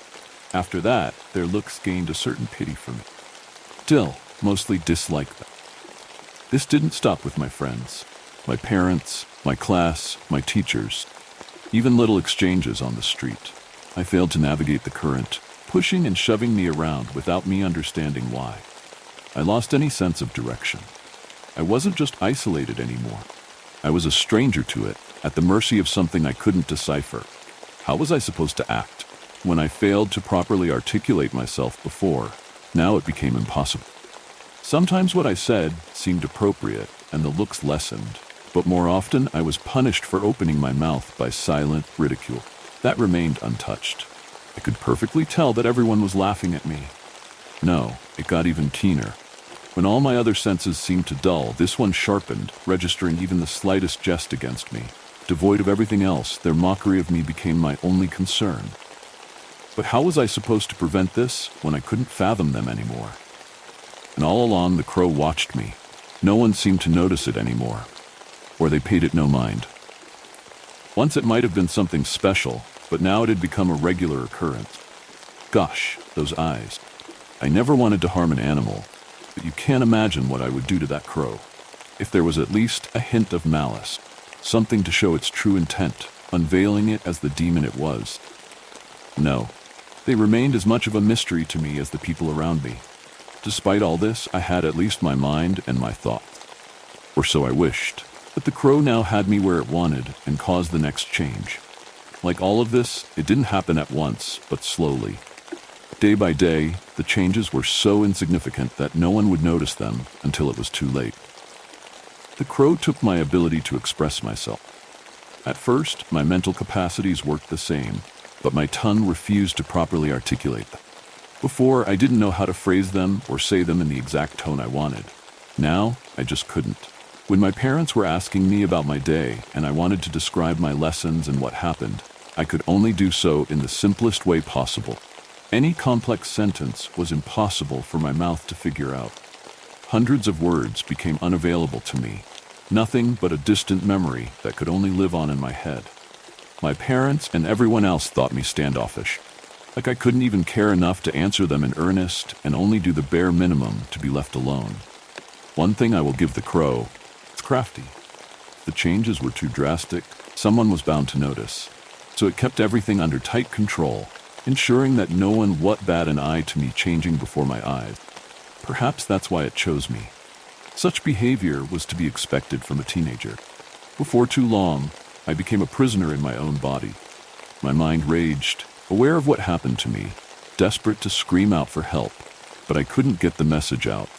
Connection to my own body was weakened, nothing but a meat puppet only reacting to the simplest orders. If I described these days like a fever dream, that wouldn't even begin to scratch the surface. I was feeling my sanity dripping away. I don't know how often I wanted to cry, to sob bitterly about the injustice that took hold of me, but I wasn't allowed any tears. My mind was left to rot in this head of mine, only able to watch decay while the white crow flew above like the scavenger it was, waiting for its chance. While it took the control of my body away from me, I decided the best course of action would be to study the white crow. I used all my brain power to find anything about the creature from watching that could save me. This being was clearly supernatural. There had to be something, but there wasn't. Weeks I spent on figuring it out, but I'm quite convinced this thing never gave away its weak spot, if there is any. No, nearly nothing changed in its behavior besides its cawing. It never had made a sound before. Hell, it never had pocked its beak against my mirror at night to mess with me or anything else. I have long examined the beast for any signs of wickedness, and I thought to have them found in its cause. Its laughter at my desperate struggle against its will. I was soon to find out the true meaning behind it. Before that, the white crow had another surprise ready for me. I had hoped my mind to be my last bastion, saved from my pursuers' claws, and I shouldn't have. I should have known that nothing was safe. My very thoughts were melting away in front of me. I don't know how else to describe it. My mind was beginning to slow down, every train of thought moving forward as if pushing through a mountain. A mental haze clouded my inner eye. Being in my head, the only place where I could truly be myself, came nothing but a slug. Like fighting myself through a quagmire that expanded always forward, claiming my world as its own. I can't give you much more than this. My previous experience was a fever dream, then this was a nightmare. I could barely tell what happened around me. I felt like mind controlled. Perhaps the white crow took control of me to ensure no one would notice what happened. I don't know. What I recall was that even at this point, I knew the crow was coming for me. Robbed of my mental capacities, this sensation stayed with me. And with that, my last defense came crashing down. No social surroundings, no call for help, not even my wits. The white crow finally had me where it wanted, and now the true meaning of its caw became apparent. It wasn't mocking me. It was a call to feast. Even in my reduced state, I can still recall the horror I felt when a second crow landed next to the white. This one was black, and it looked at me the same way the white one did. On the next day, 2 more crows came, and on the next, 4. Within a week, an entire murder of crows had gathered around my vicinity. Countless black eyes stared at me, dark dots with no emotions behind them besides one: hunger. Now all caution was forgotten. As I went to sleep that night, I woke up in a state between sleep and full awareness. I often had heard and read about sleep paralysis, but this was the first time it happened to me. My tired eyes scanned through my room, trying to make head or tails of my situation. That's when I saw the white crow standing on my chest. My window was closed. I hadn't opened it since this all began. This demon came closer, moving its head around like any normal bird would, taking me in. It came so close that I could directly look into its eyes. Nothing besides my own frightened reflection stared back. After it had examined me for long enough, it hammered its beak against my forehead. The pain echoed through my body, and I wanted to scream, but my tongue froze in its place. The white crow looked around itself as if searching for any potential predator before slamming its beak into my head again. This time, it pierced my flesh. I could feel how it scraped against my skull, testing the thickness of it. Blood poured down my face as it ripped its beak free and hit down again. The knocking against my skull became weaker and weaker as it successfully punched through it, digging right into my brain. I can't even begin to describe the pain. The sensation of anything making its way through your head is not something I would even want any of you to experience through the safety of reading my accounts. Just let me tell you one thing. The worst was about to come. As its beak had turned crimson with my blood, scraps of my brain clinging to its tip, the white crow cawed again. The murder followed its call, rushing through my window as if the glass wasn't there. They moved as one body, an amalgamation as black as the night with hundreds of starving maws. They surged over me, and my world became pain. From all sides, their beaks ripped through my flesh and devoured my brain. I couldn't just feel the agony of being eaten alive by countless beasts. No, I felt my very mind being shredded. Like every single crow was pulling at my thoughts, stretching them outwards until they tore off. My very self, my sanity, the place I should call my own, burned as hot as hell itself. I don't know how long it went on. Even if my wits hadn't been taken away from me beforehand, I didn't truly exist during this night. No, I was nothing but senses made to suffer. Only when the first sunlight hit them did the crows stop. My consciousness came back little by little. At first, I was puzzled. Hadn't my entire world always been this pain? Freed from it, I regained my humanity back. When I opened my eyes, I was cowering in my bed, drenched in sweat, and touched my head and grabbed my phone to look at myself. No wound, no signs of what I had endured. I went to the window, closed with the white crow in front of it, watching its murder flying above. This one time I stared back. You could lose yourself in the black of its eyes, nearly a thing of beauty. I slammed my curtains together. I wanted to cry, to sob like I hadn't since childhood, but the white crow kept its hold on me. No tears for me. By this time, I had been an outcast, barely speaking to anyone in school, but it wasn't too strange for me to look at the ground the entire day, lost in my head. The night didn't blur away like the rest of my thoughts. No, it stayed as sharp, as distinct, as when I had to endure it. I believe this to be another ploy of the white crow. My identity becoming a distant memory, while my suffering should linger more closely than my shadow, always reminding me. Though I was wondering, despite my state, what were they eating? There was no sign of actual physical harm done to me. They seemed quite starved when they fell upon me, and they showed no restraint. But even then I noticed it. I felt lesser. They hadn't eaten my brain. They had eaten parts of my mind. The next night, they came back. I was allowed a single groan before they were upon me again. As I stated before, this period is a mess to recall. I can't say for how long this went on. Every time it happened, my sanity slipped further away from me. Diving into madness might have been the only escape for me. Diluting myself was the only tool left for me to operate. Better than having to face the murder every night again, feeling the beaks devour me each time anew. However, to become mad, one needed a mind, and I couldn't say for how long I would have one. I felt it. I felt my thoughts missing, noticing gaps inside my mind. Despite the brutality and duration of the attacks, crows didn't seem to devour very much, meaning this would go on for a long time before they finished me. And that was my world. When I was awake, I could do nothing but go through the motions and speak in the simplest terms to not cause any serious suspicion. The last shambles of my mind replayed the white crow leading its masses towards me, satiating themselves on me, and at night they came for me, dragging me down into a fate no one deserves. Until they didn't. One night, the very night where it all stopped, only the white crow sat on my chest, watching me. After a few seconds of observing me, it jumped off me, flying out of the window, calling.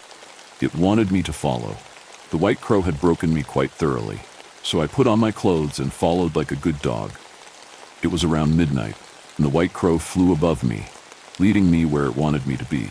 I had no idea what it had in mind. It was on its own, its murder being nowhere to be seen. Though I would never trust this winged demon, I wouldn't have dared to deny its will either. I could only imagine how it would react if I had refused. But to be fair, I can't tell why it would do anything.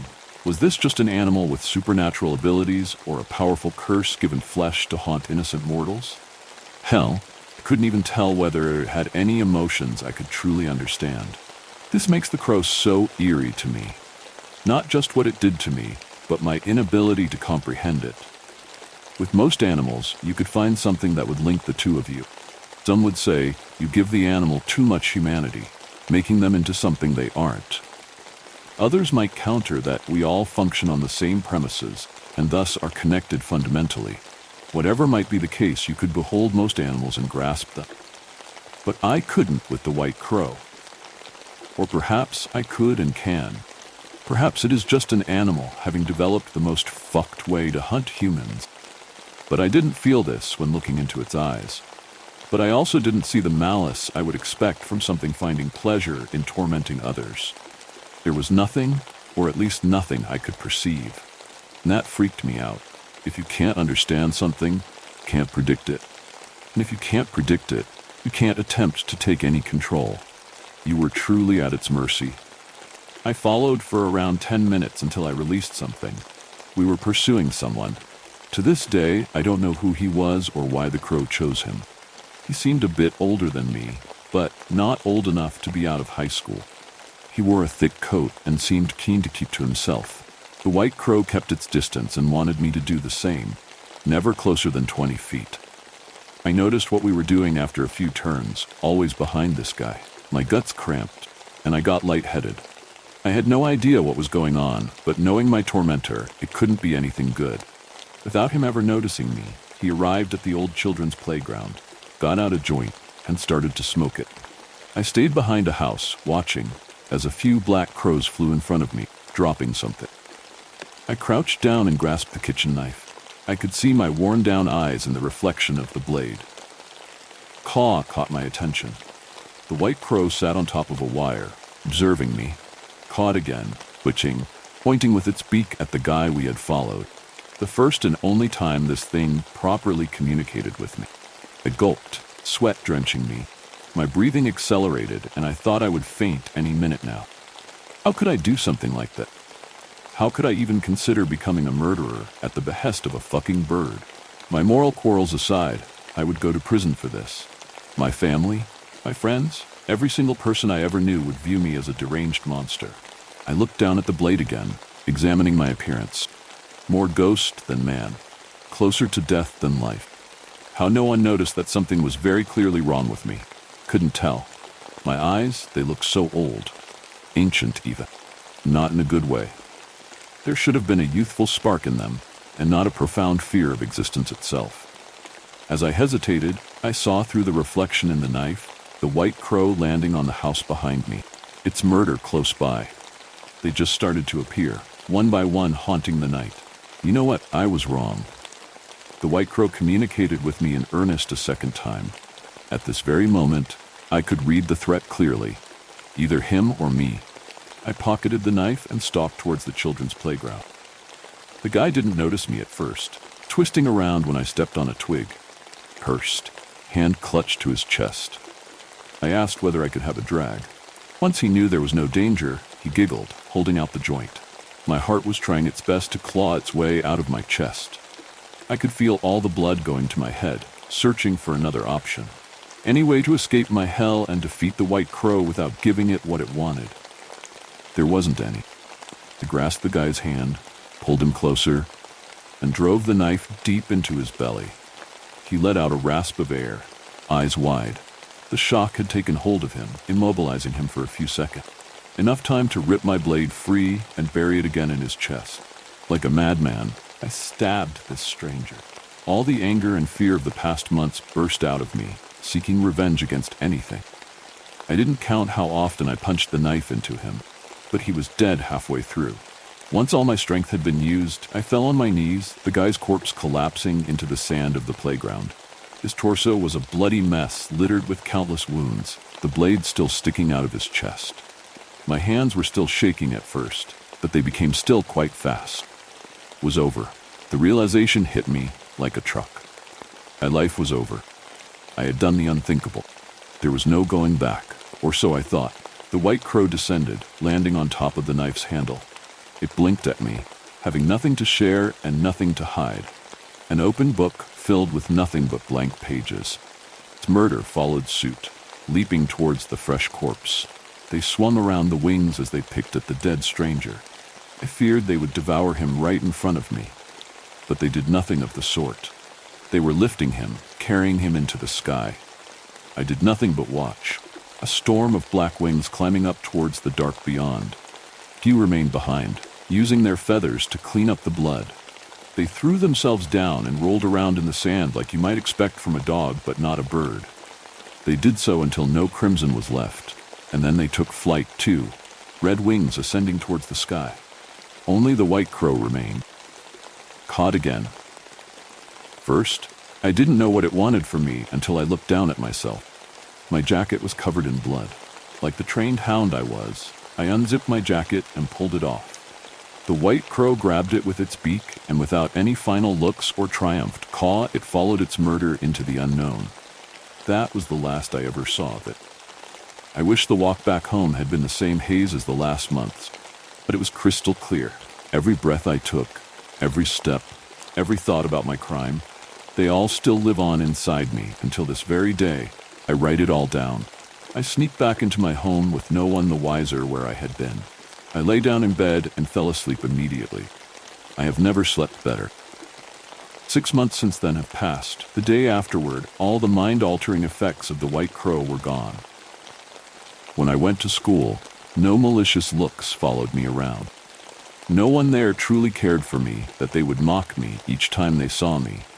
My friends only mentioned that I had finally gotten over myself, and they went right back to normal. Only my parents appeared to be more relieved. They said that they had feared this phase would last for a bit longer. I will not lie. That moment, I had forgotten about the guy I killed. His death was nothing more than an afterthought to me. I was free from the White Crow.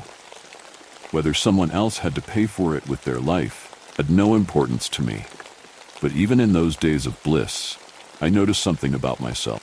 Something in me had changed for the worse. And the White Crow and its murder visited me at night to feast upon me. They have devoured parts of me. I didn't struggle with my memory or anything like that. It was just how fast my mind worked. It hadn't slowed down to such a degree where I had to be worried about my future. But I didn't perform as well as before. Writing down this account took me quite a while when it should have been done way sooner. Besides the damage done to my brain, I had some form of PTSD or something. I'm not that interested in psychology, and I don't think I can go to therapy with that. But I'm convinced I have something like that. When I see a bird of every kind fly above me, I want to run away. When I hear a caw, I startle visibly.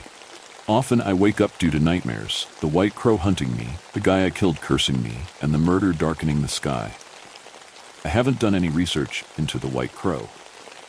There has to be some writing about them. I can't be the only one that this has happened to, and I don't want to. Call me a coward, but this isn't a war I want to take part in. All I can and am willing to do is warn people. Not just to quench my guilt, but because it is the right thing to do.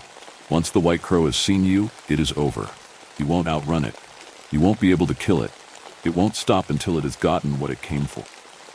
So when you see one, hide and pray to God that it chooses someone else. With every breath, the darkness grows thicker. And so do the stories. Killer gave us a list of instructions we had to follow, or more would die. Part 1.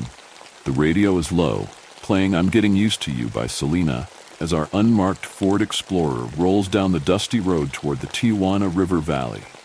I adjust the rear view mirror, carefully scrutinizing myself. I see there's a trace of lipstick on the collar of my shirt. I hope the dim light will keep it hidden. I catch a glimpse of Audrey, her fiery red hair still slightly disheveled. She's gazing out the passenger window, the reflection of passing headlights glinting off her features. We both avoid eye contact. We haven't spoken much since leaving the motel room, officially booked for deep cover surveillance work, though the only observation we'd done was of each other. I promised myself the last time we did it that it would be our last. Fear that gripped me when the condom broke was a wake-up call I couldn't ignore. Audrey's panicked eyes as she took the morning after pill are etched in my memory. We had been playing with fire, and that night we nearly got burned. Yet, here we are, slipping back into our old rhythms as if nothing had happened. You gonna answer that? She asked, nodding towards my phone vibrating against the dashboard. The screen lit up again, flashing a picture of my wife Rocio and our boys. I pressed a button on the steering wheel, silencing the buzzing. I'll call her back later, I murmur, feeling a pang of guilt tighten around my chest. Audrey shrugged, her focus returning to the shadowy outlines of the landscape ahead. You say so, Ramon, but it might be important. It's just Rocio checking up on me, I say, trying to sound nonchalant. Audrey shifts slightly in her seat, her eyes never leaving the road. Does she know about us? She doesn't, I say, keeping my voice steady, though a trace of defensiveness sneaks in. She's just been on edge since the Vasquez case. After the shootout, she thinks every call might be the one. The one that ends with you not coming home? Audrey finishes for me, her voice softening. Yeah, I murmured, the weight of the words settling heavy in the car. A thick fog begins to roll in from the coast, shrouding the landscape in an ethereal veil. The headlights of the Explorer cut through the haze, revealing only brief glimpses of the road ahead. As we approach the outpost, the sight before us is eerie. Silhouettes of Border Patrol agents, their forms hazy and indistinct through the fog. They look less like people and more like ghostly sentinels keeping watch over the edge of the world. The border fence stretched out into the Pacific Ocean, its metal bars disappearing into the misty waters, giving the whole scene a surreal, almost dreamlike quality. Ready? I ask, my voice a bit rougher than I intended. Yeah, let's do this, she replies, her voice all business now. She glances at me, her expression unreadable for a second before she turns away, focusing on the gathering shadows stretching before us. We step out into the chilly air, the ground beneath our feet soft with recent rain, and make our way toward the group of border agents. They look relieved to see us, understandable considering the circumstance. One of the agents steps forward, his face partially obscured by the brim of his hat and the fog. "Detective Ramon Castillo, San Diego Sheriff's Department," I announce, flashing my badge. "This is my partner, Detective Audrey Dawson." The agent nods, extending a hand, rough and calloused. "Watch Commander Rick Martinez, U.S. Border Patrol. Thanks for coming down here on such short notice. We've got a mess on our hands." "What's going on, Commander?" I ask, trying to keep my tone even. Martinez's eyes shift toward the portable command post set up a few yards away. "It's best if you see it for yourselves." The command post is a hive of activity. Radios crackle with static, agents huddle over maps, and the air is thick, the smell of stale coffee and damp earth. Martinez gestures for us to step inside. He leads us to a set of monitors displaying grainy night vision footage. Pulling up a pair of chairs to a particular monitor, Commander motions for us to sit. He doesn't waste time with pleasantry. About 3 hours ago, one of our infrared cameras caught a group of migrants moving through the valley. They were following the usual routes. Nothing out of the ordinary at first. He pauses, his expression tightening. Then something went very wrong. Martinez hunches over the keyboard, his fingers tapping a rhythm on the spacebar as he seeks out the specific clip. "Here," he mutters, and the grainy footage begins to play on the small screen. The video shows what appears to be about a dozen migrants huddled together, their movements weary yet determined as they navigate the marshy landscape.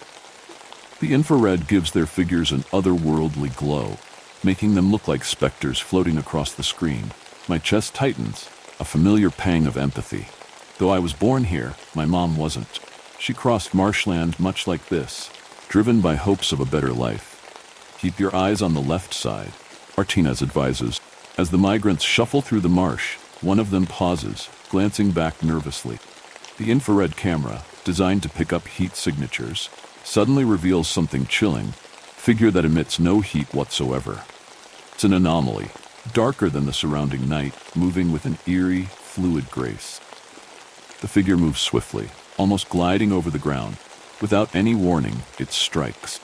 The group of migrants erupts into chaos, scattering in every direction like a disturbed hive of bees. Screams pierce the night, although they're silent on the footage. The migrants, in their desperate bid to escape, are picked off one by one.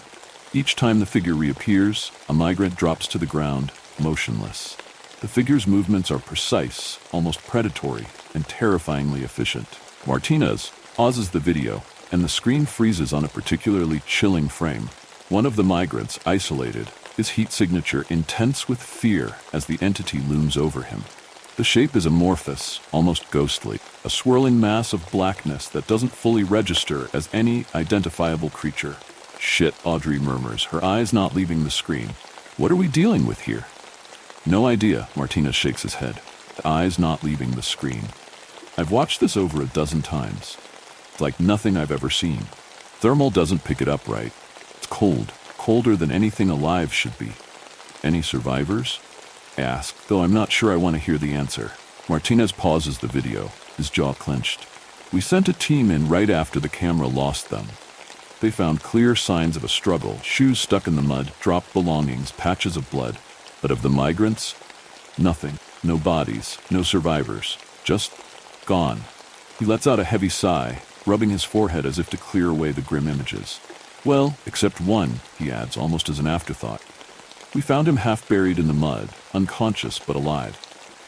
"Who?" I ask, my voice steady despite the churning in my stomach. "Enrique Salazar," Martinez replies, dripping with disdain. "He's been on our radar for a while. Coyote, drug muling, you name it. It's illegal, he's dipped his fingers in it at some point." I lean forward, my interest piqued. "Where is he now?" "In our holding area," Martinez replies. "He's shaken up bad, keeps saying things that don't make a lick of sense. We figured he was high or maybe in shock." Audrey and I exchange a look. "Can you take us to him?" she asks. "Sure, I guess," Martinez agrees, standing up. "Come with me." He leads us out of the command tent and toward a smaller, more secure area where they're holding Salazar. As we approach the secure holding area, A battered old trailer encased in high barbed wire, the muffled sound of shouting grows louder. Even through the thick metal walls, Salazar's voice carries a distinct note of hysteria. Madre de los silencios, reina del destino, a tus pies deposito mi temor más genuino. Mother of silences, queen of destiny, at your feet I lay my most genuine fear. His words echo in the night. He's been at it for hours. Martinez grumbles. As we draw closer, a young agent steps away from the trailer, his face lined with exhaustion. He straightens up as he spots Martinez, casting a wary glance at us as we approach. Agent Ortega here. Martinez introduces him with a nod. He found Mr. Salazar half buried in muck and babbling nonsense. Ortega nods in acknowledgement, his eyes flicking towards the noisy trailer. Whatever he's seen, it's got him scared shitless. Nothing he says makes any sense. We pause at the door, the metallic clang of the trailer echoing slightly in the still night air. Ortega unlocks the door, pushing it open with a The inside of the trailer is dimly lit, the only light coming from a harsh fluorescent bulb that flickers intermittently. Salazar is cuffed to a bench at the far end of the trailer, clothes muddy and disheveled. His eyes are wide, darting around in panic, and as the door opens, he recoils as if expecting an attack. The network of tattoos crawling up his arms and neck stands out, intricate designs unmistakable in the dim light. The most prominent among them is the black cobra that marks him as a member of the infamous Tijuana drug cartel. Martinez, unfazed by the man's disheveled state, addresses him with a firm tone. "Hey Salazar, there are detectives here to talk to you." Salazar doesn't seem to register our presence at first, his gaze fixed on something only he can see. After a moment, he slowly turns his head towards us, his eyes narrowing as he tries to focus. "Dulce angel de muerte, escucha mi plegaria. Sweet angel of death, hear my prayer," he mutters to himself. Martinez shrugs, standing back as Audrey and I move closer to Salazar. The stench of mud and sweat is palpable as we approach the cuffed man, still mumbling under his breath, his voice a mix of panic and delirium. I step forward, keeping my voice even. "Mr. Salazar, I'm Detective Castillo, and this is my partner, Detective Dawson.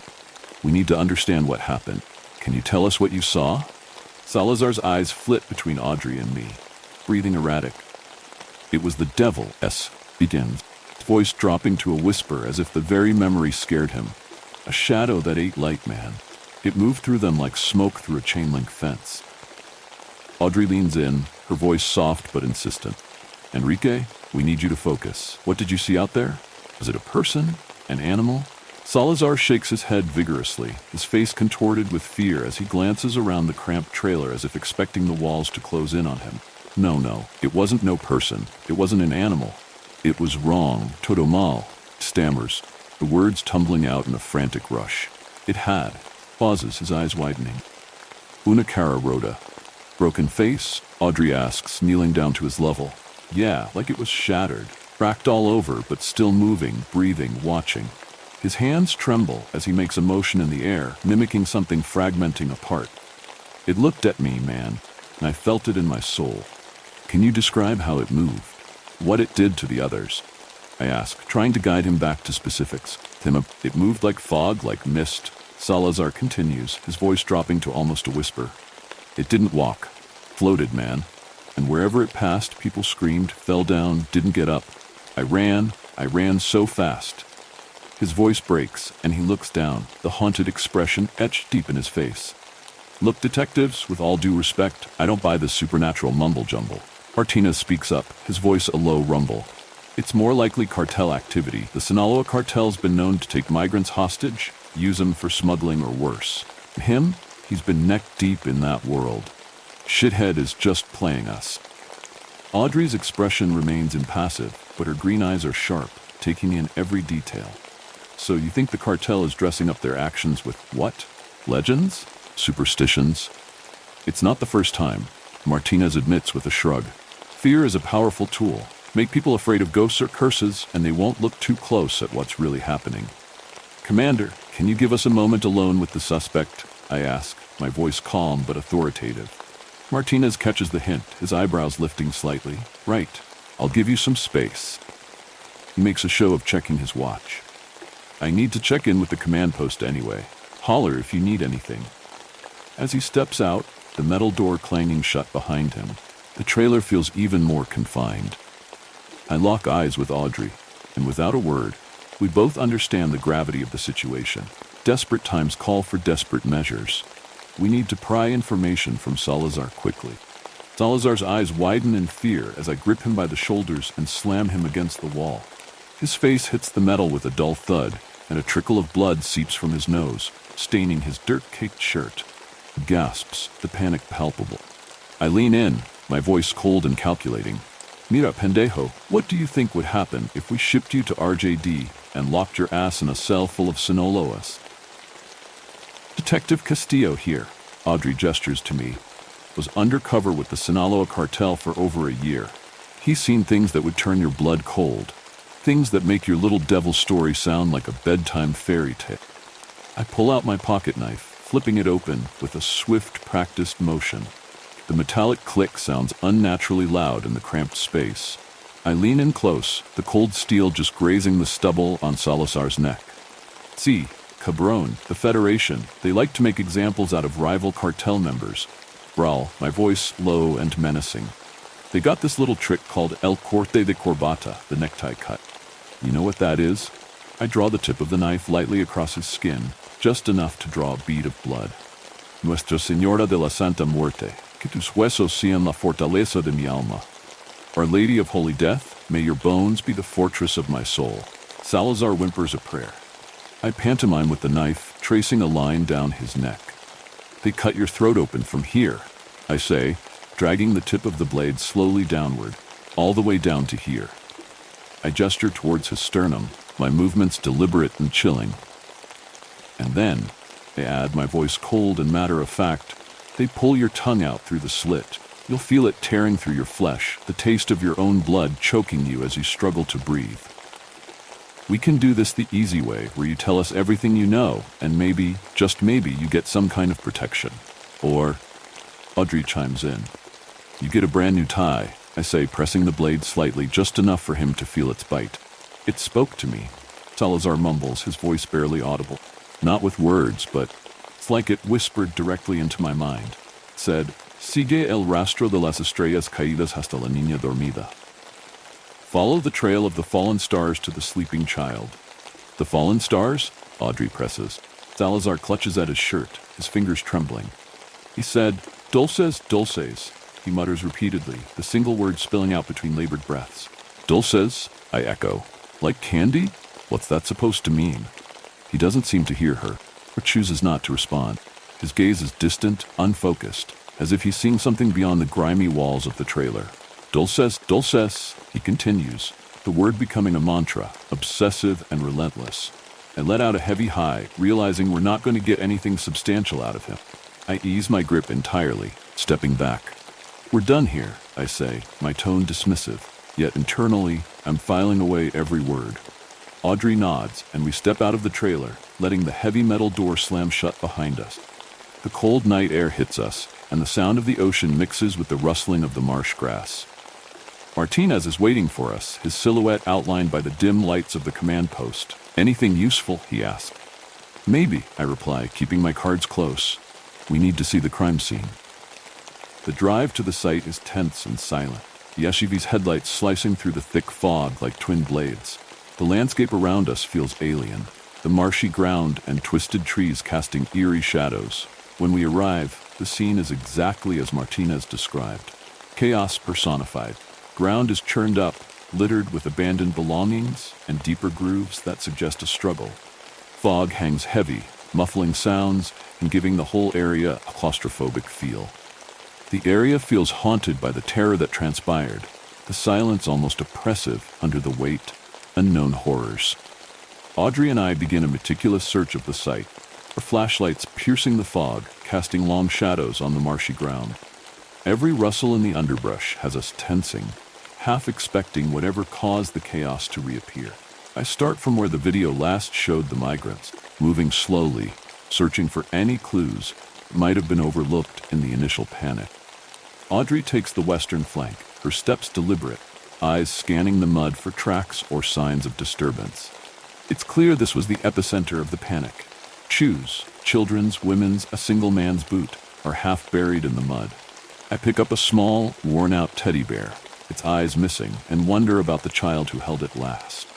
The personal items are scattered as if their owners dropped everything in a desperate bid to flee from whatever horror pursued them. Anything? I call out after a few minutes, my voice low, wary of disturbing the dense fog that seems to swallow sound. Nothing yet, he replies, a tone just as tense. We keep searching, the sense of urgency mounting as the minutes stretch into an hour. I pause when I catch a glint of something metallic among the dense reeds, a flash of silver that doesn't belong in the muck. Crouching down, I brush aside the wet vegetation and find a small silver locket. The clasp is delicate, caked with mud but still functional.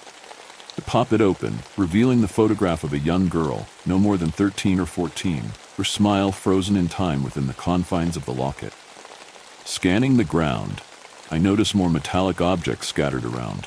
Keychain, a pair of battered dog tags, a twisted fork, a small brass bell, a couple tarnished coins, and a metal whistle, all lying within a few feet of each other. It's as if they've been deliberately placed to draw the eye, gleaming metal stark against the dark earth.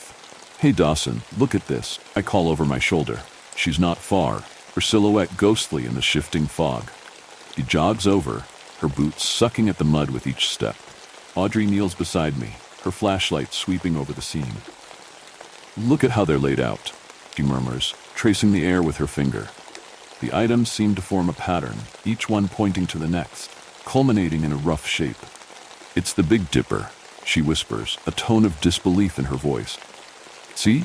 The handle here, and the bowl there."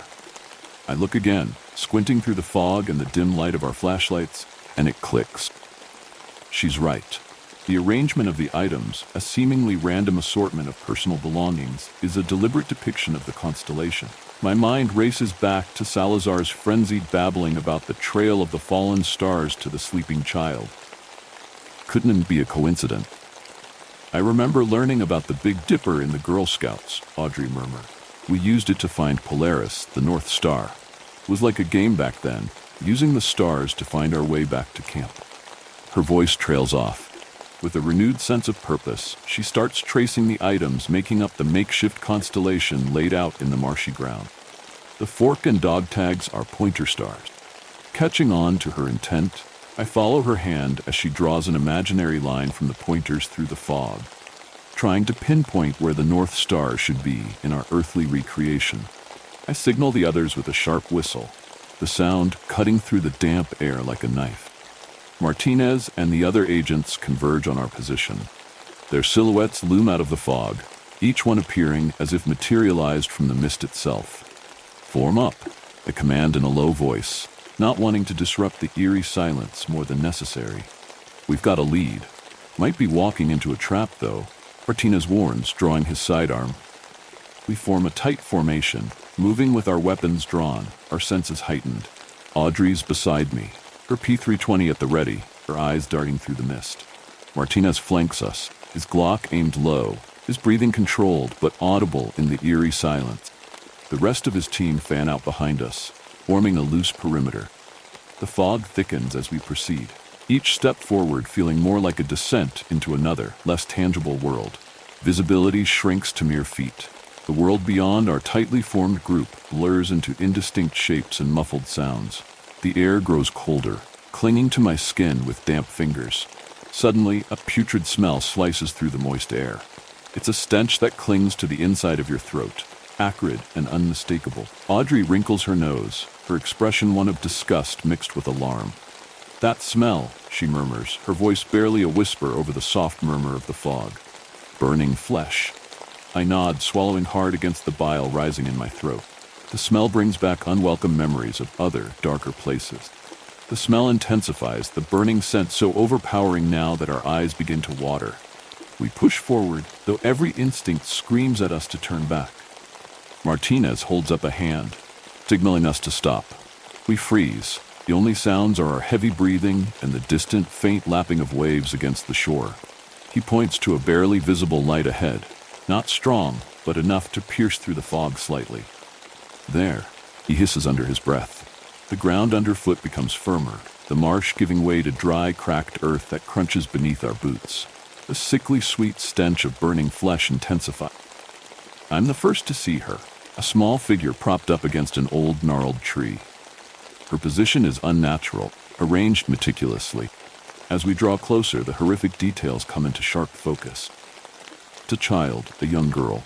Her face is painted to resemble a skull, stark white with hollow black circles around sunken eyes and dark, exaggerated lines stretching down her cheeks, mimicking the visage of Santa Muerte, the Mexican folk saint of death. Her small form is dressed in tattered robes that flutter slightly with the breeze. Her head is adorned with a crown of thorny roses, the sharp thorns piercing her brow, causing crimson rivulets that resemble tears of blood to trickle down her face. Her chest is open with surgically precise cuts, revealing a hollow cavity where her heart should be.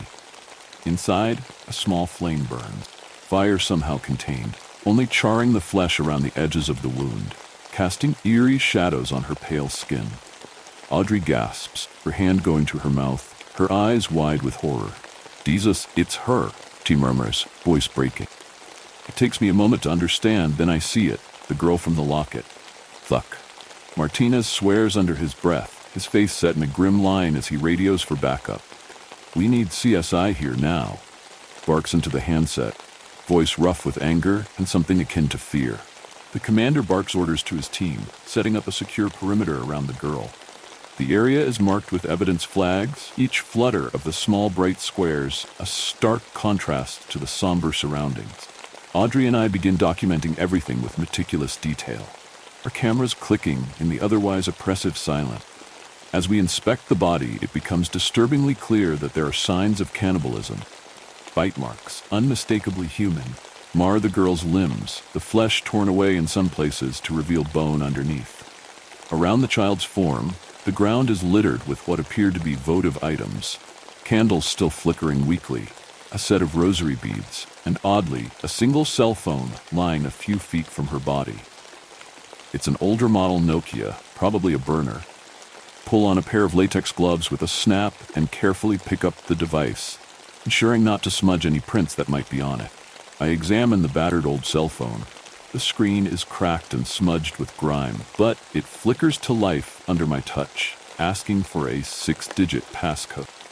I pause, staring at the prompt. I thumb the power button, cycling through the flickering options, and freeze when I remember Salazar's manic repetition of the word dulces, the single word hauntingly echoing in my mind. I think about how letters correspond to numbers on a phone keypad, much like the old 1-800 commercial numbers. It's a long shot, but given the lack of immediate leads, it's the only one we have. I begin to match the letters to numbers, typing them out tentatively. D3, U8, L5, C2, E3, S7. I hold my breath, half expecting it to be wrong. Then the phone unlocked. I stare at the unlocked screen, my heart hammering in my chest. The dim light of the phone casts ghostly shadows across my fingers as I navigate through the cluttered interface. Amidst the jumble of apps and icons, a single video file stands out, labeled simply Ultimo Mensaje, last message. I tap on it, and the video begins to play. Martinez, Audrey, and the rest of the team huddle closer, their breath visible in the chilly night air. The footage is grainy, the colors washed out, but the image is unmistakable. It's the same girl we just found, only now she's alive, her eyes wide with a terror that chills me to the bone. She's dressed in the Santa Muerte costume, seated on a wooden chair in a dimly lit room. She glances off camera nervously, as if awaiting a cue or fearing a reprimand, before her eyes return to focus on the camera. Her hands tremble slightly as she holds up a piece of worn paper, reading from it in a shaky voice. Mi nombre es Lucia Alvarez. Tengo 14 años y soy de Zamora, Michoacán. My name is Lucia Alvarez. I am 14 years old and I am from Zamora, Michoacán. She begins, her voice a whisper. She swallows hard, her eyes darting off camera again before continuing. Tengo un mensaje del dispersador de cenizas para aquellos que han visto la muerte de cerca y han sobrevivido. I have a message from the scatterer of ashes to the ones who have seen death and survived. Dice que deben seguir estas instrucciones exactamente como los describo. He says, you must follow these instructions exactly as I describe them. She reads, her eyes scanning the paper. Lucia's voice grows even more tremulous as she reads from the crumpled sheet, each word spoken with reluctant precision. Paso 1. Vayan a la vieja capilla de San Pedro, en las afueras de Otay Mesa. Allí encontrarán una cruz invertida enterrada en el desván. Step 1. Go to the old chapel of San Pedro, on the outskirts of Otay Mesa. There you will find an inverted cross buried in the attic. Audrey pulls out a pen and notepad, jotting down each word with meticulous care. Her hand moves swiftly, ensuring nothing is missed. Paso 2. Debajo de la cruz encontrarán una caja de huesos pertenecientes a la serpiente emplumada. Quetzalcoatl. Step 2. Beneath the cross, you will find a box of bones belonging to the feathered serpent, Quetzalcoatl. Lucia's voice shakes as she continues, her fingers clutching the paper tightly. Paso 3. Coloquen los huesos sobre el altar de piedra que verán en el centro de la capilla. Ordenen los huesos en forma de espiral, desde el más grande hasta el más pequeño hacia el centro. Step 3. Place the bones on the stone altar you will see at the center of the chapel. Arrange the bones in a spiral form, from largest to smallest, towards the center. Paso 4. Enciendan una vela en las cuencas de los ojos del cráneo en honor al Señor del Día y de los Vientos. Step 4. Light a candle in the eye sockets of the skull in honor of the Lord of the Day and the Winds. Lucia's eyes brim with tears as she concludes. Esto debe hacerse antes de la próxima luna nueva para aplacar al Dios desollado. This must be done before the next new moon to appease the flayed god. Si no cumplen con exactitud, she adds, her voice breaking, más como yo morirán. If you do not comply exactly, more like me will die. Lucia's eyes widen with a dawning realization of her fate. She glances off camera again, her voice trembling as she implores her captor. Por favor, hice lo que pediste. No quiero morir. Please, I did what you asked. I don't want to die. Her plea is desperate, raw with the terror of a girl who knows she is speaking her last words. Tears stream down her face, smudging the white paint and dark lines, transforming her death mask into a tragic, melting visage. Her small frame trembles with sobs, and she clutches at the paper, crumpling it in her hands. The desperation in her eyes is unbearable. The screen goes black suddenly, the abruptness of it like a door slamming shut, leaving only the hollow echo of Lucia's screams in the otherwise silent perdon. Cries taper off, dwindling into a stifled whimper that chokes off mid-breath, leaving a chilling silence in its wake. A killer gave us a list of instructions we have to follow, or more will die. Part 2. As the sun begins to rise, casting an eerie glow through the dense fog, the crime scene becomes a flurry of activity. CSI teams in white suits swarm the area, their movements meticulous as they comb through the marsh, documenting and collecting every scrap of evidence with clinical precision. Audrey and I watch them from a distance, our hands stuffed into the pockets of our jackets as a shield against the morning chill. Their careful movements unearth more than just the sad remnants of hurried flight.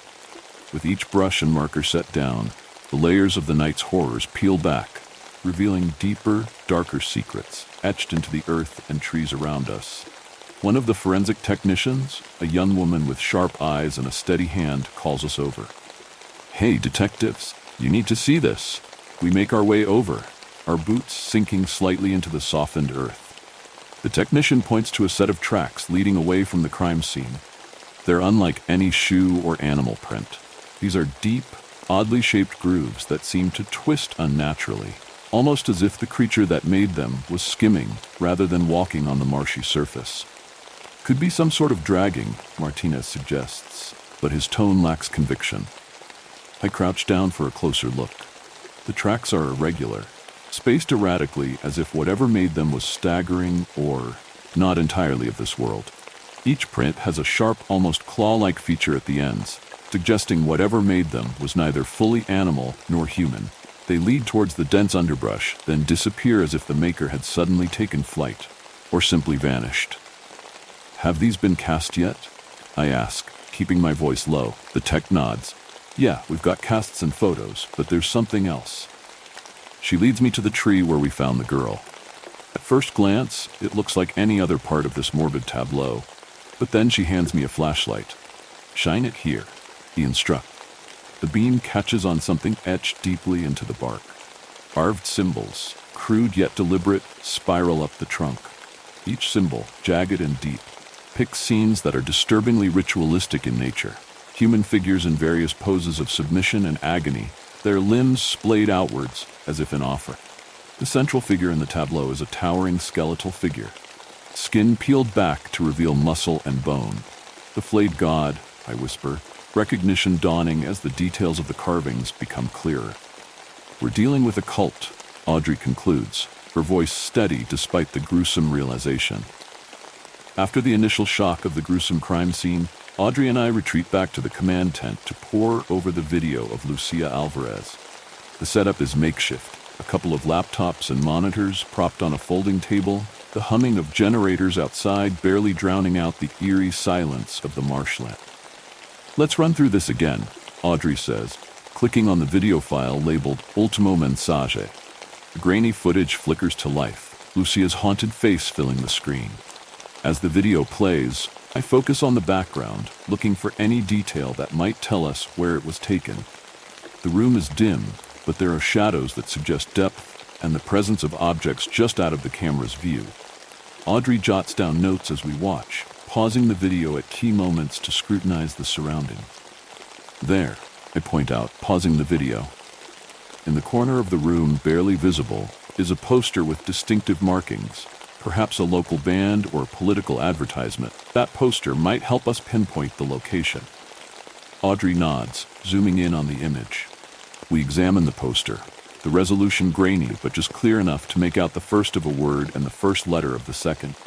New H, the visible text reads, followed by a partially obscured logo that could be a sun or a gear, the edges blurred and indistinct. We need to enhance this, see if we can pull out more details, Audrey suggests, already on her phone, contacting the tech team for image enhancement. My mind is racing. I recognize that logo from somewhere. Something I came across in a report or a briefing note, perhaps. Let's dig into it later, see if we can pull up anything on local businesses or landmarks with that name. As the low hum of the generator filled the air, Audrey leaned back in her chair, frown creasing her brow. This Lord of the Underworld, who do you think that refers to? It's all a bit dramatic, like something out of a horror film. I rubbed my chin, pondering. Sounds like something Aztec or Mayan, maybe? My knowledge isn't exactly comprehensive. Just bits and pieces of stories my mom used to tell me. Gods and spirits, all interwoven with lessons and warning. None of that stuff particularly interested me. Pulling out my phone, I type in Lord of the Underworld, along with some keywords from our current case, ritual, cult, Aztec.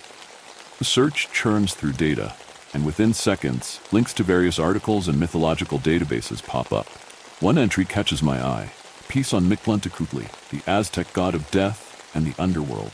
I go to images and see the god depicted as a skeletal figure, surrounded by motifs of decay and regeneration. I show the phone to Audrey, who leans over for a better look. That's our perp, huh? Mictlantecutli, muse, struggling to pronounce the Nahuatl word. I scroll through more entries, but none provide a clear motive or reasoning behind such gruesome displays. Like trying to read a book where half the pages are ripped out. What do you think he meant by "for those who have seen death closely but survived"? That's not just random, it's targeted. I lean back against the flimsy chair, the metal creaking under my weight. I've got a bad feeling about this, Aud, I confess, feeling the weight of each word. It's like that message isn't just for anyone, it's for us. Audrey's eyes narrow, her analytical mind piecing together the unsaid. The Vasquez case? She murmurs, the name hanging in the air like a cold breath. We came out of that by the skin of our teeth. Yeah, the memory sits heavy in my stomach. We'd walked through a nightmare landscape, bodies scattered, a community shattered. We decide to shift attention towards the hunt for the chapel described in Lucia's chilling video begins. We pore over maps of Otay Mesa and the surrounding areas, scouring every database and record we can access for any mention of the San Pedro Chapel. The name is common enough to make it a difficult search, but eventually we narrow it down to a few possible locations. One in particular, an abandoned chapel on the outskirts of Otay Mesa, stands out. It's isolated, run-down, and has a history of being a hotspot for illicit activity. With the chapel identified, we return to uncovering the killer's potential hideout. The forensic evidence collected at the crime scene proves invaluable. The peculiar, claw-like tracks leading away from the scene are of particular interest. Upon closer examination, the forensic team uncovers soil discrepancies in the samples taken near the track. The analysis from the forensics team reveals traces of minerals not typically found in the marshy outskirts of Otay Mesa. Instead, these minerals match those found in the more arid, rocky terrains to the north. Utilizing geological maps, we pinpoint several potential areas where this soil composition could have originated. It's a tedious process, cross-referencing environmental data with recent satellite imagery to narrow down the location. It hits me that New H could be the start of a company's name, possibly a mining company, given the odd minerals found at the crime scene. I open up a browser on one of the laptops, typing in mining company along with New H and San Diego as additional search terms. The results are mostly news articles about the local industry, but nothing catches my eye. I refine the search, adding defunct or closed to the terms. After several attempts in refining keywords, a hit, an old article about a now defunct mining company, catches my attention. New Horizon Quarries. Look at this, I call over to Audrey, pointing at the screen. The article is from a local paper, dated back several years, discussing the closure of New Horizon Quarries due to a series of legal and environmental issues. Mentions the company's last known operating location, a quarry on the northern edge of San Diego County, not too far from our current location. This can't be a coincidence. The unique mineral traces, the location, and now a potential link to a quarry, it all starts to form a disturbing picture. We decide it's worth a shot to check out this quarry. As Audrey and I huddle in the dim light of the command tent, the weight of what we've discovered presses down on us. We're at a crucial juncture, each decision a potential misstep in a dance with an unknown and deadly partner. Okay, let's think this through, I start, tapping a pen against the notepad filled with details from the night. We can't just follow these instructions blindly. It's obviously a trap, or at least a diversion. Audrey nods, her face set in a determined grimace. Right, but we've got to engage somehow. Keep him thinking we're playing his game while we work our angle. We need to track this guy down before anyone else ends up like Lucia. Strategy is clear. Engage, but on our terms. I sketch out a rough plan on a scrap of paper. We map out a risky two-pronged approach. Audrey and I, along with a few trusted members from Martinez's team, will head to the chapel, as per the instructions in Lucia's video. We'll make a show of following the steps, careful to keep our actions visible enough to suggest compliance without actually fulfilling the ritual's darker requirements. Meanwhile, another team, equipped with the best tracking and surveillance gear we have, will scout out the quarry, hoping to catch the killer or whoever is orchestrating these events off guard. As the plan solidifies, I pull out my cell, dialing the number of our superior, Captain Barrett. The line clicks, and his gruff voice, perpetually tinged with the rasp of too many years on the job, crackles through the speak. Castillo, what's the situation? Barrett's voice is all business, underlying concern barely noticeable beneath the surface. I lean against the cold metal of our makeshift command center, watching the early morning mist roll over the marshland. Captain, we've got a lead on the murder. We think the perpetrator might be holed up in an abandoned quarry to the north of here. There's a pause, heavy with the weight of every bad outcome that could unfold from this conversation. You think, or you know? Barrett's tone sharpens, slicing through the fog of uncertainties. We're nearly certain, sir, Issa, walking him through the evidence and our plan. Barrett exhales heavily over the line, a low sound that carries all the weight of his experience and the ghosts of cases gone wrong. All right, Castillo, but I'm holding you to it. We can't have another Alvarez mess on our hands. You get in, assess the situation, and get out. No heroics, understand? Understood, sir, I assure him, feeling the gravity of his words. We'll handle it by the book. He grunts, a non-committal sound that's as close to an agreement as I'm likely to get from him. Keep me updated every step of the way. And Castillo? Yes, sir? Be careful. This sounds like you're walking into a den of snakes with a stick. Make sure it's a big stick. The line goes dead, leaving a small echo of static, fades into the stillness of the morning. We spend the early part of the afternoon gearing up, poring over maps and checking our equipment twice. Audrey and I, along with a couple of seasoned officers from Martinez's team, load up our SUVs with everything we might need: night vision goggles, body armor, and more firepower than I'd like to think necessary. As the late afternoon sun lifts the dense fog just enough to lend an eerie glow to the surroundings, our convoy heads out. Audrey and I are in the lead SUV, the mood tense but focused. We're heading to the chapel, the supposed site of the next ritual according to Lucia's chilling message. Meanwhile, the second team is making their way to the quarry, moving in quietly with the hopes of catching our suspect off guard. We maintain open lines of communication, each vehicle fitted with rays tuned to a secure channel. Static crackles occasionally, the voice of Sergeant Rodriguez from the Sheriff's Department checking in, his tone clipped and businesslike. Team 2 approaching the quarry perimeter, all quiet so far. Copy that, I respond, keeping my eyes on the dusty road leading up to the chapel. The structure looms in the distance, an abandoned relic that looks like it hasn't seen a congregation in decades. Its isolated location makes it an ideal spot for nefarious deeds, far from prying eyes, yet here we are, about to pry. As we near the chapel, the air thickens with an uneasy stillness, the kind that speaks more of abandonment than peace. The structure itself casts long, sinister shadows across the cracked earth, its steeple jagged against the sky like a broken finger pointing accusingly at us intruders. Audrey kills the headlights as we approach, the last few hundred yards covered under the cloak of the vehicle's silent glide. We park a good distance away, out of sight, but not out of mind. Each step towards the chapel is measured, deliberate, our boots crunching softly against the dry earth. Keep your eyes peeled, I mutter to Audrey, scanning the windows of the chapel, their dark, empty sockets in the fading daylight, giving nothing away.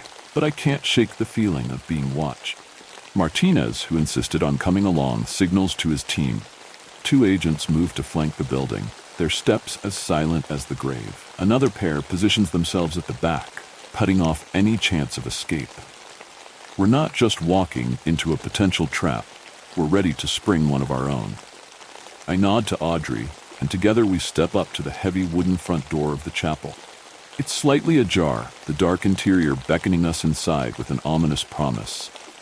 I push the door open with the barrel of my 12-gauge shotgun, letting the dim light from outside reveal the chapel's secrets. The inside of the chapel is as dilapidated as the outside. Pews are overturned and graffiti mars much of the wall space, but it's the smell that hits us first. A mix of mold, decay, and something faintly metallic. Blood? Wouldn't surprise me. Our lights sweep across the walls, catching on crude graffiti that speaks of dark rituals. Amidst the chaos, my beam settles on the altar at the far end of the chapel. Above it hangs an inverted cross on the wall, its wood aged and splintered, swaying slightly as if recently disturbed. I gesture to Audrey, pointing towards the cross. There, I whisper, my voice barely audible. Martinez, just a few steps behind, nods, his expression grim. With a nod, I crouch down, pushing aside a pile of debris to reveal a small rectangular area that's been disturbed recently. The dirt is looser here, contrasting with the compacted filth around it. I use my hands, the cool soil sifting through my fingers, until they meet the hard edges of something solid. Found something, I announce, my voice low and steady despite the pounding in my chest. The others gather around as I pull out a large wooden box. It's old, the wood swollen from moisture, but it's what's inside that counts. I open the box slowly, hinges creaking quietly in the heavy silence of the chapel. Inside, a collection of bones lies in disarray. Femurs, ribs, vertebrae, each more chilling than the last. They are not uniform, their sizes and shapes vary, suggesting they belong to different individuals. Each bone bears the scars of violence, with cut marks and scrapes where flesh was once forcibly stripped. It's a gruesome patchwork of human remains, each piece telling a silent, horrific story of its own. Audrey, her face pale under the beam of her flashlight, catalogs each piece on her camera with a clinical detachment necessary to keep the horror at bay. "We need to get these to the lab," she says, her voice steady. "Each one of these could help us identify a victim, piece together this bastard's history." I start rearranging the bones into a spiral on the hardwood floor, more out of a forensic interest than any desire to play into the killer's narrative. Audrey watches closely, camera clicking at intervals, capturing each phase of the arrangement. The pattern emerges slowly, a grim sort of artistry in the way the larger bones curve outward, tapering to the smaller ones at the center. It's macabre and deeply unsettling, yet there's a method to this madness. Clue, perhaps. As I place the last bone, a small, oddly shaped skull at the heart of the spiral, I feel a sense of dread pooling in my gut. The arrangement is too deliberate, each piece interlocking with the others in a way that suggests not just violence, ritual. As I finish arranging the bones, the radio crackles to life, breaking the heavy silence of the chapel. Team 2 to Team 1, come in. Sergeant Rodriguez's voice is urgent, cutting through the static. I grab the radio, pressing the transmit button. This is Team 1. Go ahead, Sergeant. We've got something here. Rodriguez reports, his voice tense. You need to see this. Audrey scrambles to set up the live feed on her laptop. The screen flickers to life, showing grainy, night vision images from the cameras mounted on the team's helmets. The footage is shaky. The camera angles shaky as each team member turns this way and that. The screen splits into multiple views, each one a chaotic snapshot of the quarry's rocky terrain.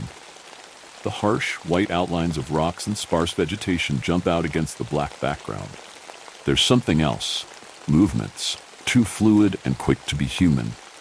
My stomach churns as the camera on Rodriguez's helmet stabilizes for a moment, giving us a clear view. It's a cavernous space carved into the side of the quarry, the walls rough and echoing the chaos outside. And there, mounted on the walls, are racks filled with human heads, their lifeless eyes staring out into the dark, empty space. The lower racks hold skulls long stripped of flesh, each one bleached white by time and exposure.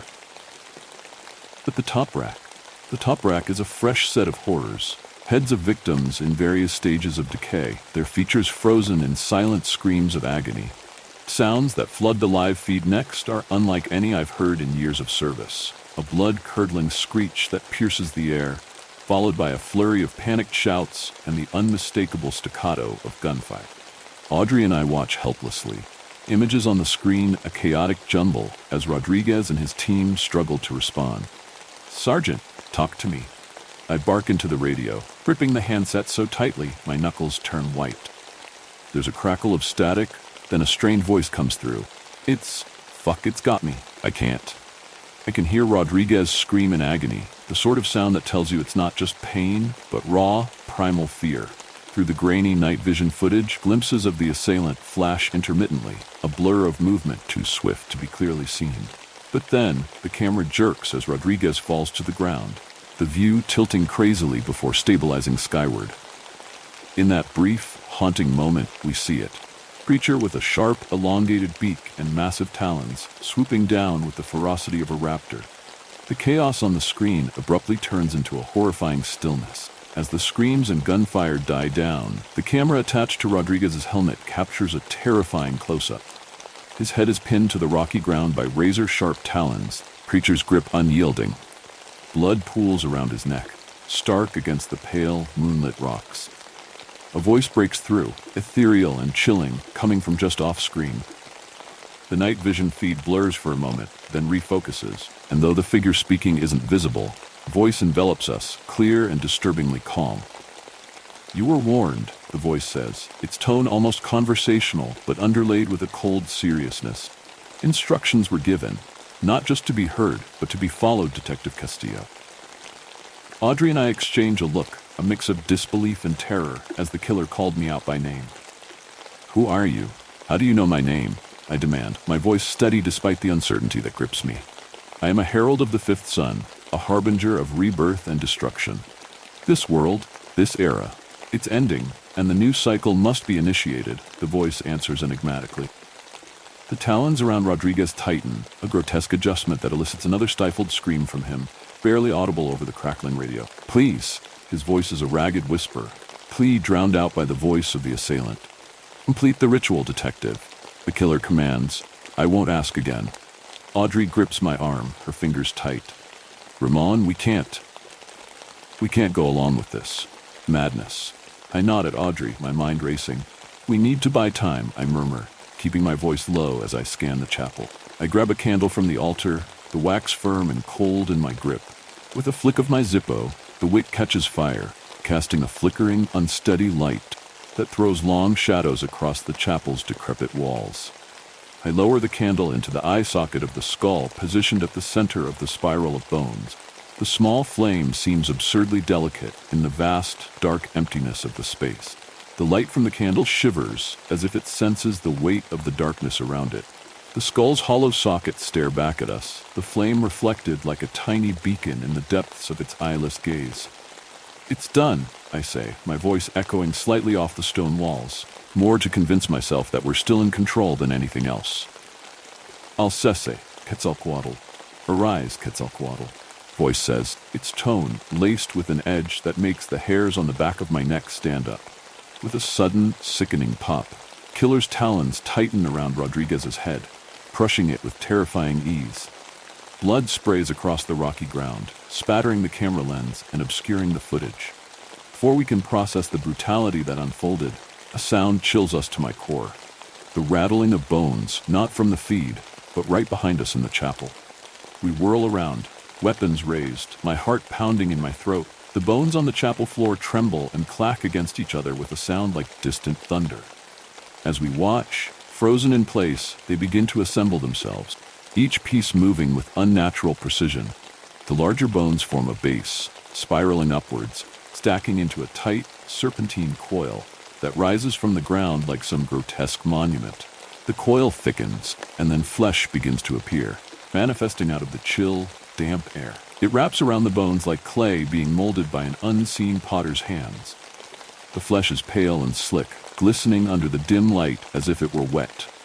Muscles twitch and contract as they form, binding to the bones with sinewy snaps that echo in the hollow chapel. The creature's body elongates, stretching out into a serpentine form, while scales start to cover the newly formed flesh, shimmering under the dim light of our flashlight. The scales are an iridescent array of colors, shifting from green to a vibrant turquoise, each one catching the light like a gemstone.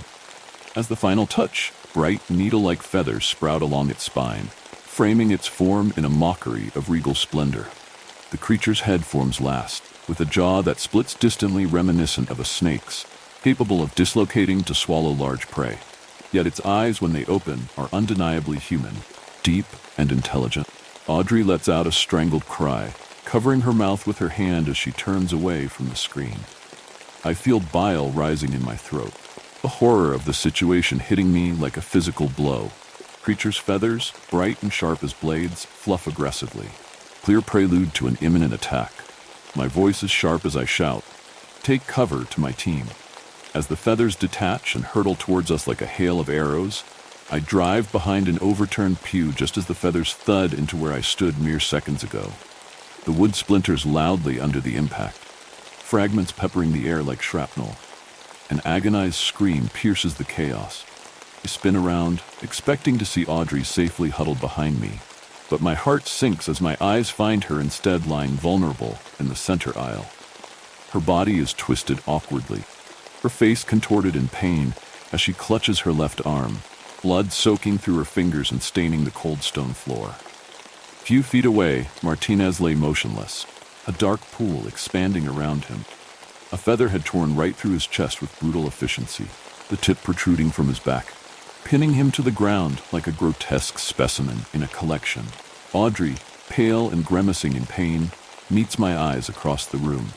There's an unspoken understanding between us, a shared history of close calls and narrow escapes, but nothing like this. Peeking out from my makeshift shelter, eerie silence of the chapel weighs heavily, broken only by a low hissing sound and the distant drip of blood echoing off stone. The creature slithers with sinuous grace between the shadows, its scales catching the dim light, creating a tapestry of light and darkness across the floor. I know the monster is using her as bait. It wants us out in the open so it can finish us off. But I can't leave Audrey to die. Not like this, not when I might still help her. Killer gave us a list of instructions we have to follow, or more will die. Part 3. As the creature maneuvers through the shadows of the chapel, the scraping of its scales against the cold stone sends shivers through the air. The hiss of its breath mingles with the faint, agonized moans from Audrey, pinned down by pain in the center aisle. Signaling frantically with my hand, I manage to catch the eye of the two remaining agents, hidden behind the altar. I motion a hurried plan, anything to buy us a minute, a chance. They nod grimly, understanding the desperation in my silent plea. Covering fire on my mark, I mouth, counting down with my fingers. The agents ready their weapons, eyes locked on the serpentine horror. Now, I shout, and the chapel erupts with the sharp crack of gunfire. Bullets pepper the air, aimed at the creature as it rears back, hissing angrily.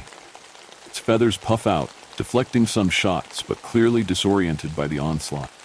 Audrey's pained groans grow louder as I break cover and make a mad dash towards her. Her face is etched with agony, eyes squeezed shut as she tries to press her hand against the wound on her arm. I slide to the ground beside her, grabbing her under her shoulders. "Hang on, we're getting out of this," I shout over the roar of our covering fire. We're exposed, every second out in the open, a gamble against death. Move as quickly as I can, half dragging, half carrying Audrey towards the relative safety of a shattered pew. Sharp feathers fly past us, embedding into the wooden beams and stone walls with deadly precision. A feather grazes my shoulder, slicing through the fabric of my jacket with a hot sting that sends me reeling. Audrey grips my arm, her voice strained but sharp. "Roland, behind you." I twist around just in time to see the serpent, its jaws agape and lined with needle-like teeth, lunging towards us. Instinctively, I throw myself and Audrey to the side, creature's jaws snapping shut inches from where my leg had been. The ground trembles under the impact, as the creature's head thuds into the stone floor where we had just lain. Audrey, despite her injury, manages to wrestle her sidearm from its holster. The first shot goes wide, a deafening echo in the cramped space of the chapel, missing the creature as it twists violently.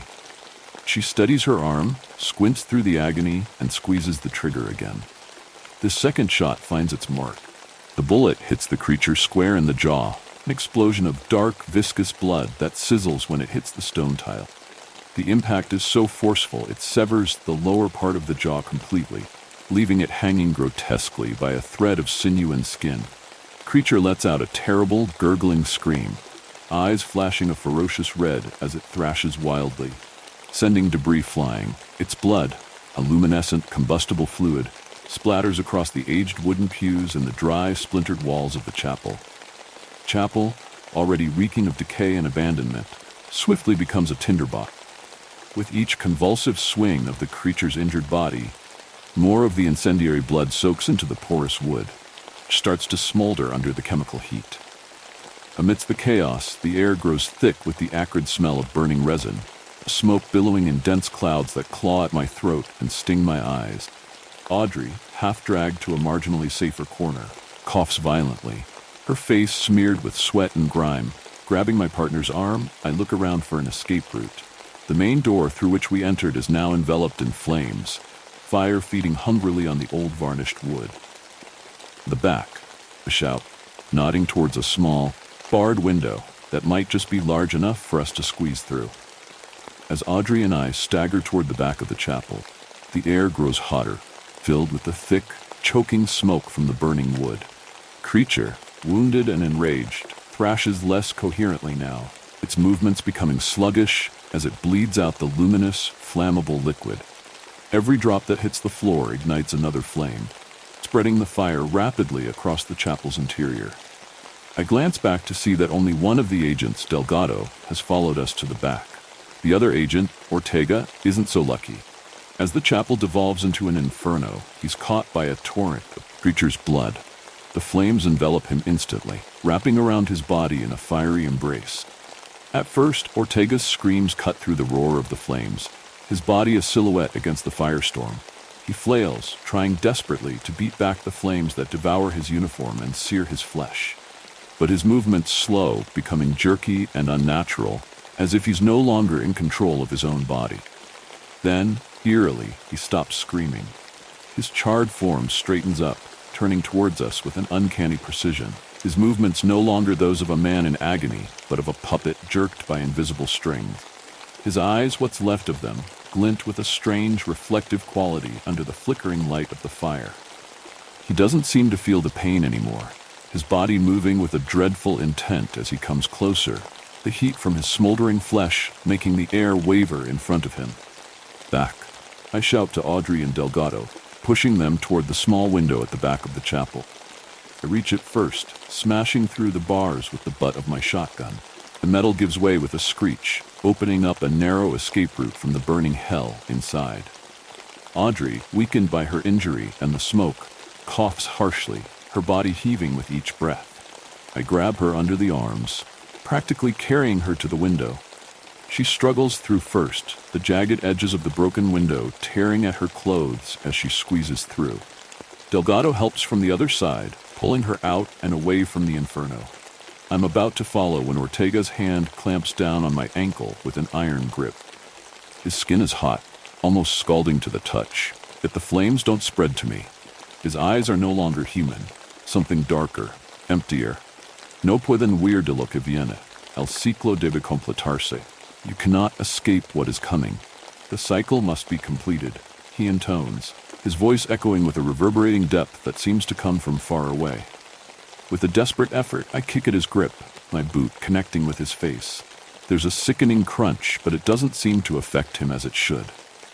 Instead, he simply releases me, his expression empty, as he turns back towards the flames that now fully engulf the chapel.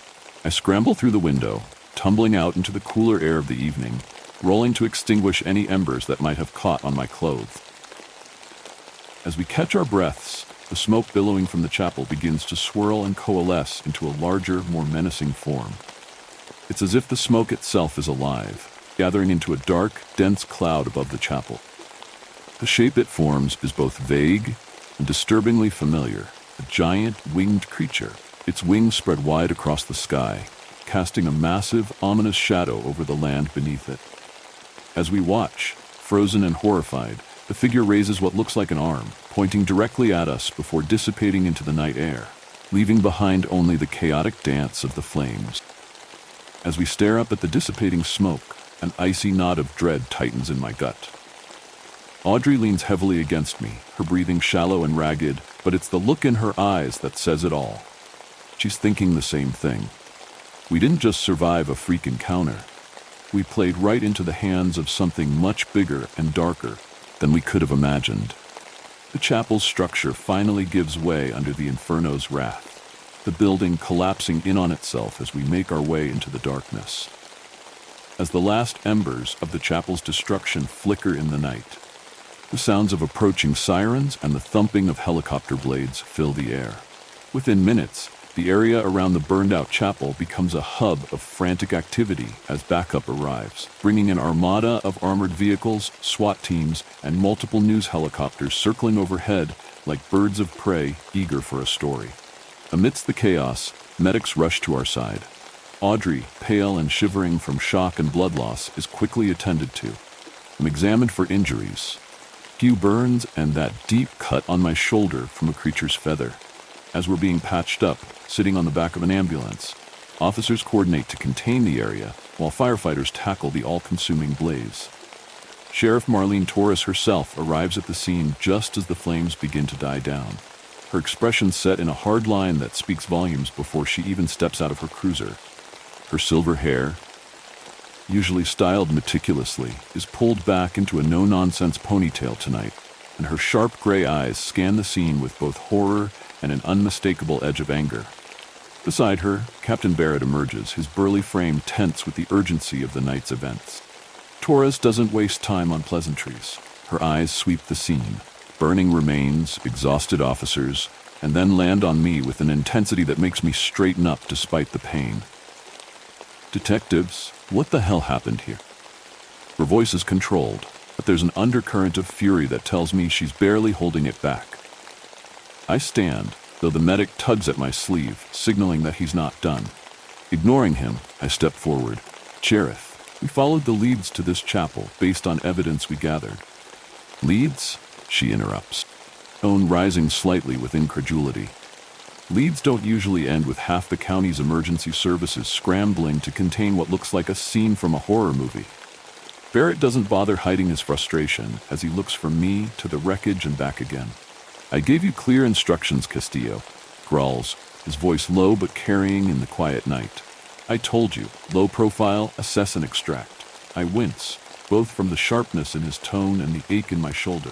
Sir, we encountered something unexpected. The situation escalated quickly. Unexpected? Barrett's scoff is sharp as he gestures broadly at the chaos around us. Understatement of the century. What we have here is a full-scale crisis. Audrey, though grimacing with pain, tries to interject. Sir, with all due respect, we couldn't have anticipated. Barrett cuts her off, his voice booming even over the distant clamor of emergency vehicle. I don't want to hear it, Dawson. We lost good people tonight, good people who relied on you to make the right call. Shakes his head, adding, God damn it! I have to go and tell families that their loved ones aren't coming home. His words sting, more than the physical injuries. Taurus cuts through the simmering tension with a brisk wave of her hand, her gaze sweeping the wreckage once more, or settling on Barrett and us. I don't have time for this. I've got a PR nightmare to manage and a press conference in less than an hour. Barrett, handle this. Without waiting for a response, she turns on her heel and heads back to her cruiser, her team in tow, leaving a palpable void that Barrett fills with his formidable presence. He steps forward, expression grim and resolute under the flashing lights of the approaching fire truck. Castillo, Dawson, you're both suspended until further notice. Barrett's voice is flat, almost mechanical in its delivery. He extends his hand, not in offer but in demand. Badges and guns now. Audrey and I exchange a glance, the weight of the situation sinking in. With heavy hearts, we comply, unclipping our badges and handing over our service weapon. The cold metal feels foreign as it leaves my hands. Get yourselves debriefed and go home. I'll be in touch about the formal proceedings. His tone leaves no room for argument, and with a final nod, he turns away, leaving us to face the chaos of the night on our own. As the last flickers of chaos die down and the heavy tread of emergency responders fades into a rhythm, Audrey and I find a brief respite in the cruiser. I pull out my phone, noticing the barrage of missed calls and texts from my wife, Rocio. My stomach tightens as I remember telling myself I'd call back, only I never did. The screen shows her messages, simple check-ins that progress to more worried tones. The night dragged on without a word from me. I swallow hard, feeling the familiar pang of guilt tighten around my chest. There's a voicemail from her that stands out. The timestamp shows it was left just a few hours ago. I press play, the phone held close to my ear, bracing myself for her anger at not calling her back. Her words are hurried, tone edged with panic. Ramon, I don't know what's going on, but there's someone outside the house. They've been lurking around since dusk, just standing there across the street watching. I called the police, but they said they're stretched thin tonight with some emergency and might take a while. I'm scared. As the voicemail played, I put the phone on speaker, letting Audrey listen. Rocio's voice, usually so calm and composed, was laced with undeniable fear. The boys say they heard scratching at the wall, her tone edged with panic. I think I saw a shadow move past the back window. Rocio's voice cracks as the background noises grow louder on the voicemail, the unmistakable sound of shattering glass piercing through her words. Ramon, they're in the house. Her scream slices through the air, raw and terrified, followed by the high-pitched cries of our boys, their fear palpable even through the digital recording. The voicemail cuts off abruptly, leaving a haunting silence that chills me to the bone. My hand shakes as I lower the phone, the afterimage of the call's timer blinking mockingly back at me. A killer gave us a list of instructions we have to follow, or more will die. At 4. As we pull onto my street in the quiet Claremont neighborhood of San Diego, the sight that greets us sends a shiver down my spine. The front door of my house is not just open, it's torn off its hinges, lying in a shattered heap on the front lawn. The windows are dark, the interior swallowed up by an ominous shadow that seems to pulse with a life of its own. Fuck, I mutter, pulling the cruiser to a sharp stop. Audrey's already at the trunk, her hands steady as she pulls out a couple of tactical flashlights and our backup weapons, a pair of Glock 22s we'd stashed for emergencies. We make our entry, the beam of our flashlights slicing through the suffocating darkness of the living room. The house feels unnaturally silent, like it's holding its breath. As I step over the threshold, the splintered wood of the door frame crunches under my boots. The living room is in chaos. Furniture overturned, cushions slashed, family pictures lie in tattered heaps on the floor. A sharp pang hits me as I spot a small framed photo of Rocio and the boys, glass cracked but their smiles still bright under the jagged lines. My flashlight catches something else on the floor. Dark, thick droplets that lead towards the hallway. Blood. A lot of it. My stomach knots as I follow the trail, each drop a grim breadcrumb leading deeper into the nightmare. The overhead light flickers sporadically, casting quick flashes of light over the scene. Grim strobe effect that reveals more splashes of blood, and worse, small drag marks as if someone had been pulled. My mind reels back to the Vesquez case. Memories of the screams, the gunfire, and the blood smeared across cold concrete flash through my mind. We follow the trail of blood to our bedroom, the dread in my gut twisting tighter with each step. The door is ajar, and as I push it open, the scene inside makes my heart stop. The bedroom looks like a tornado tore through it. The windows are shattered, sheets tangled and shredded, while dresser drawers hang open, contents strewn across the floor. But none of that compares to what lies on the bed. There's a body, a sight so grotesque it takes a few seconds for my brain to even process what I'm seeing. The figure is laid out almost reverently, arms and legs spread, pinned down by shards of broken glass and splintered wood. The body's face is gone. Skin and muscle torn away, leaving only the gleaming white bone of the skull staring back. The eyes are missing, hollow, empty sockets that feel like they're looking through me. And the hands, Christ, the hands are gone, severed at the wrists, leaving bloody stumps soaking the bed in a ritualistic display.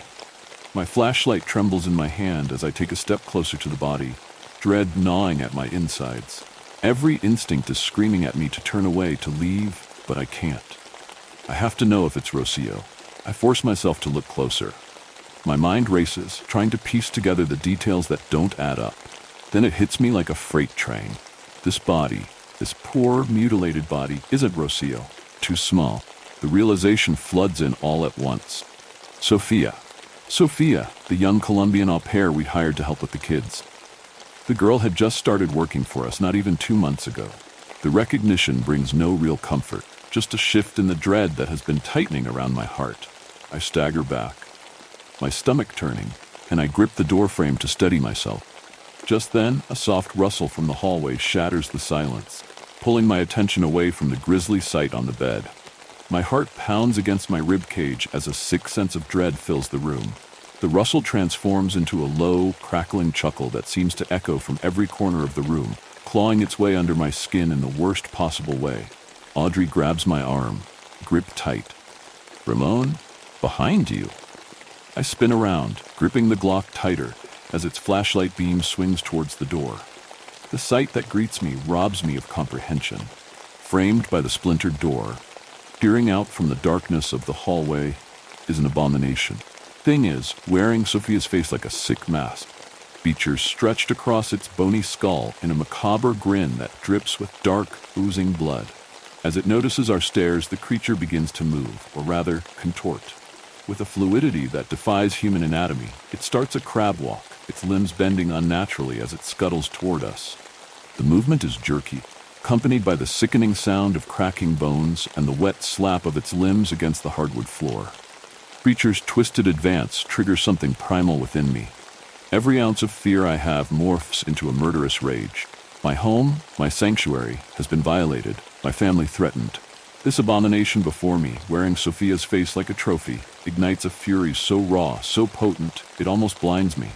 But I don't shoot. I need it to talk, if it even can. So, with a guttural yell, I charge. My instincts take over.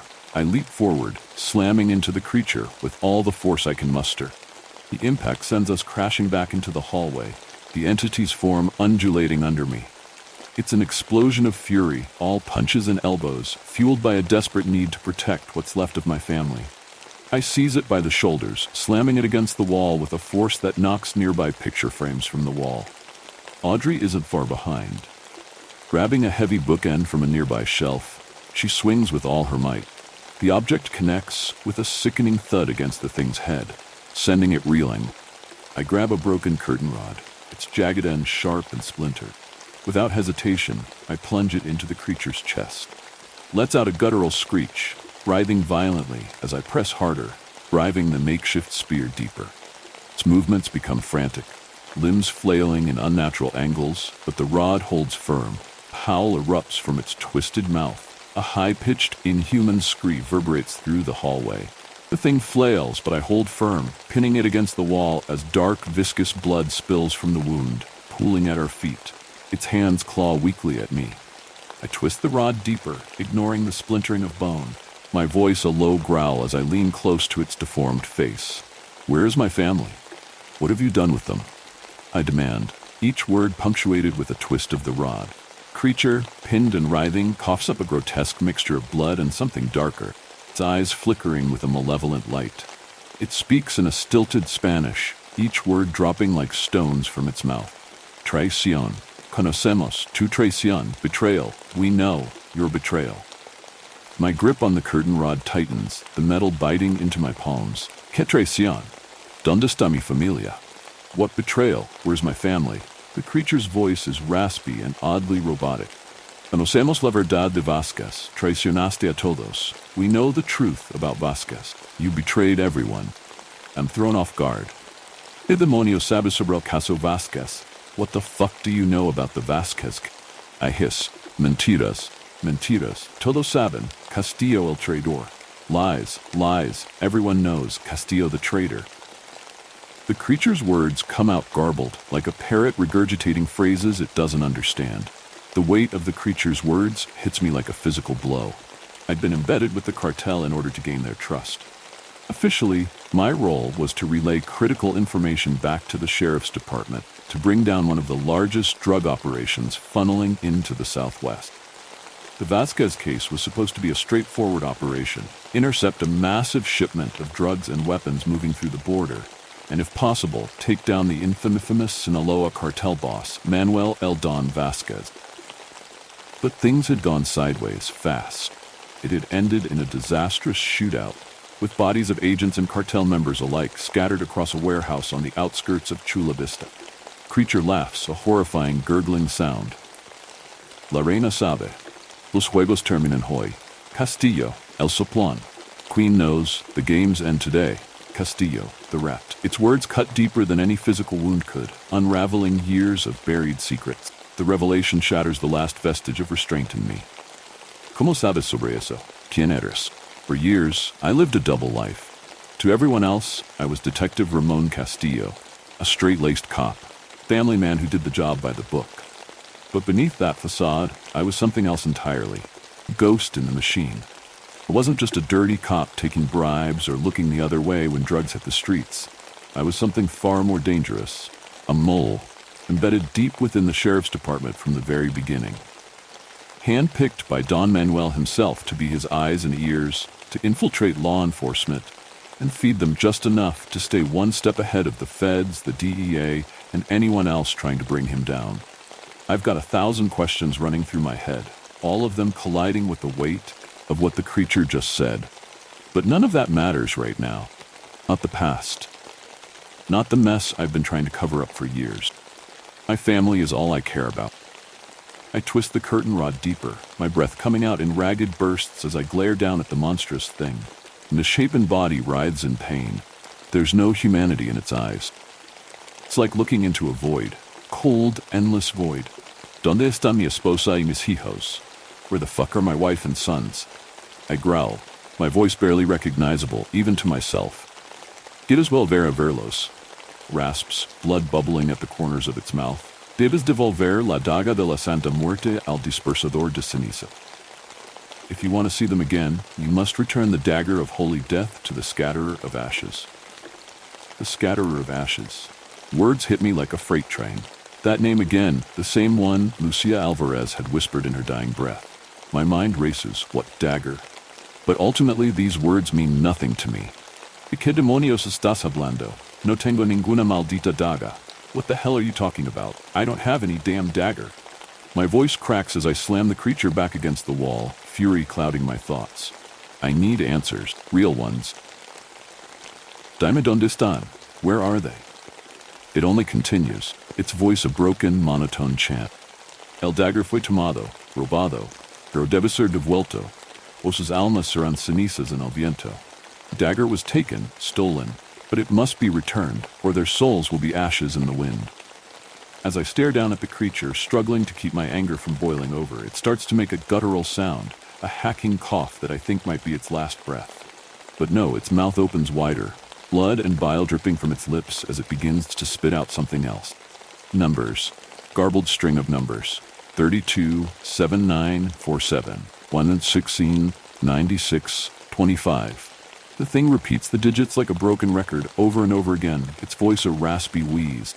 I slam it against the wall again, the jagged rod still pinning it in place. ¿Crees que estoy jugando? Dime dónde está mi familia o te haré pedazos. You think I'm playing around?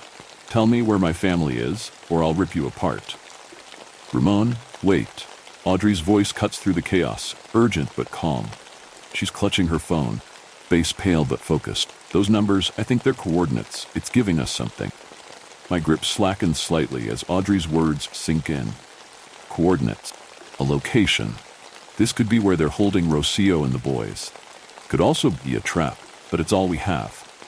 Realizing I'm not going to get anything more coherent from the creature, I turn to Audrey. Did you get those coordinates? She nods, her expression grim as she taps her phone, saving the numbers. With one final guttural roar, I drive the curtain rod all the way through, impaling the creature fully against the wall. Force of the impact sends a spider web of cracks through the plaster, dust cascading down like a grim snowfall. Creature's body spasms violently, puppet jerking on unseen strings.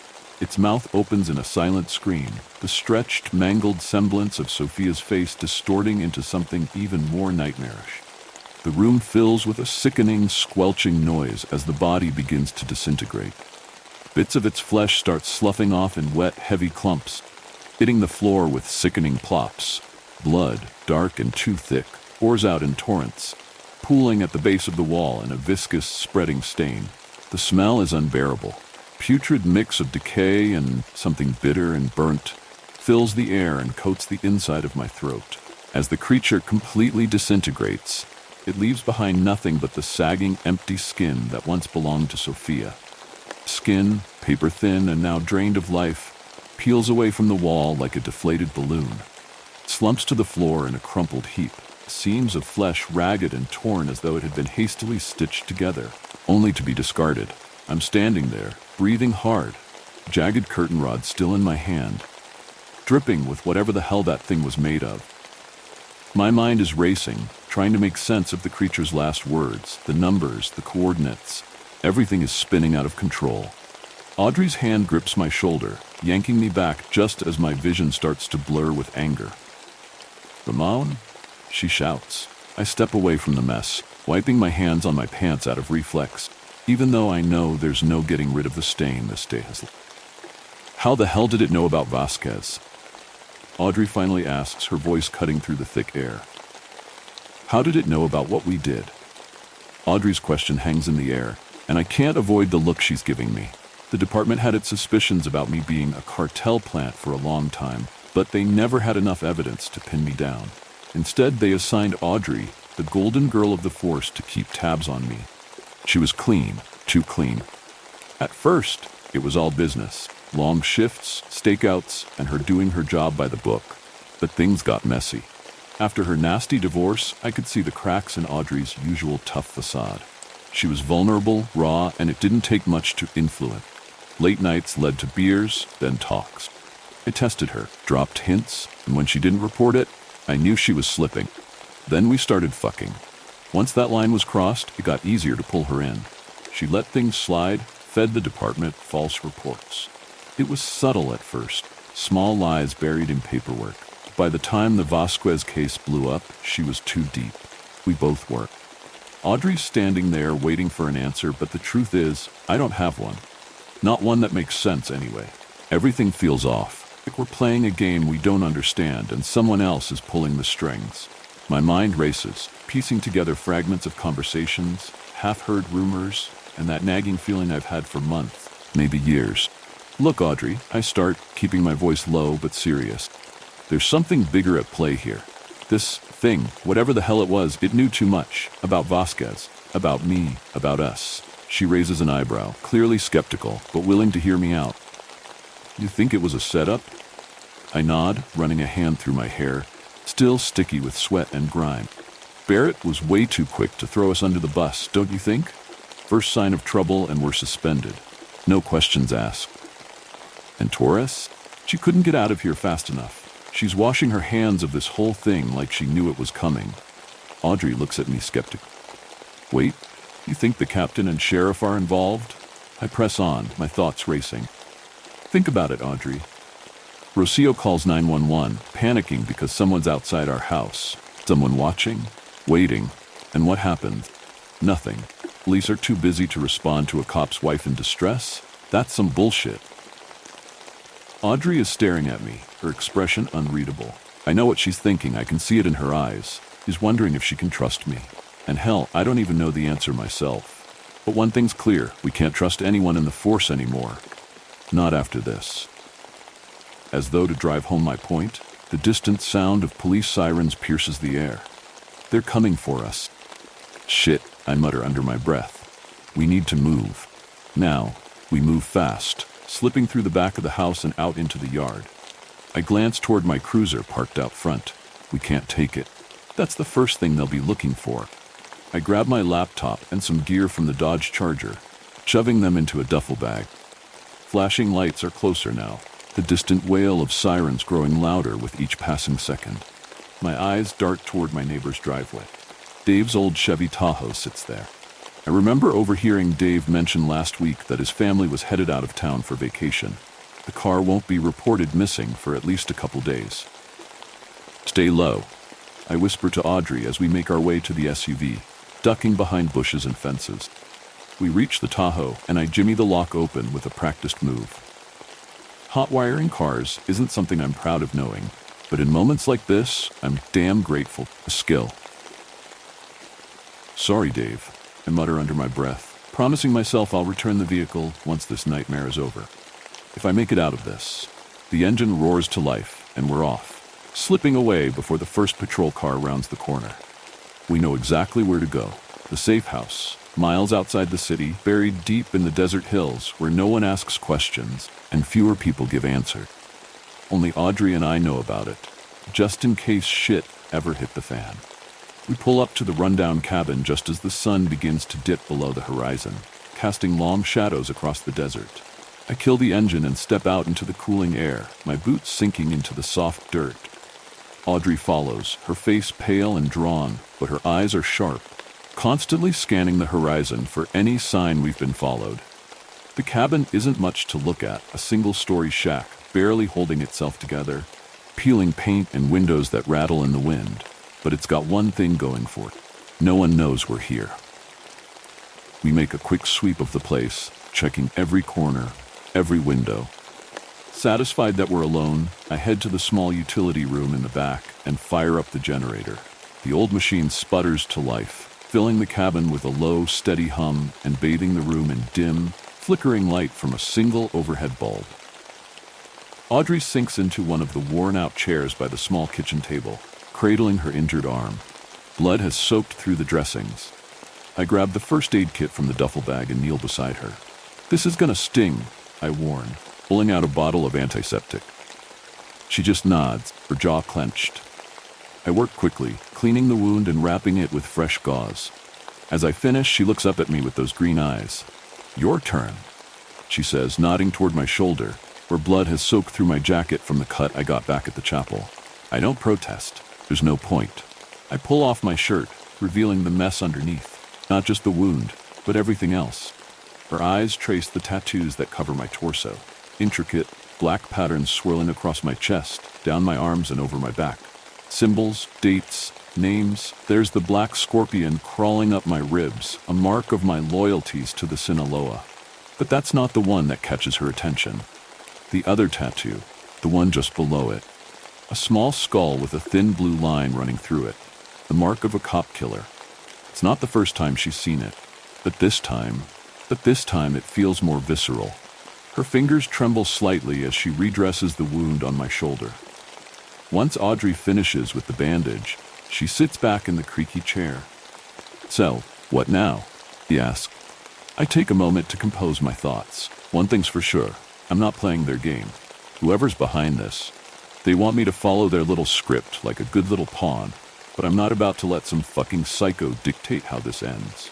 We go rogue, I say, straightening up.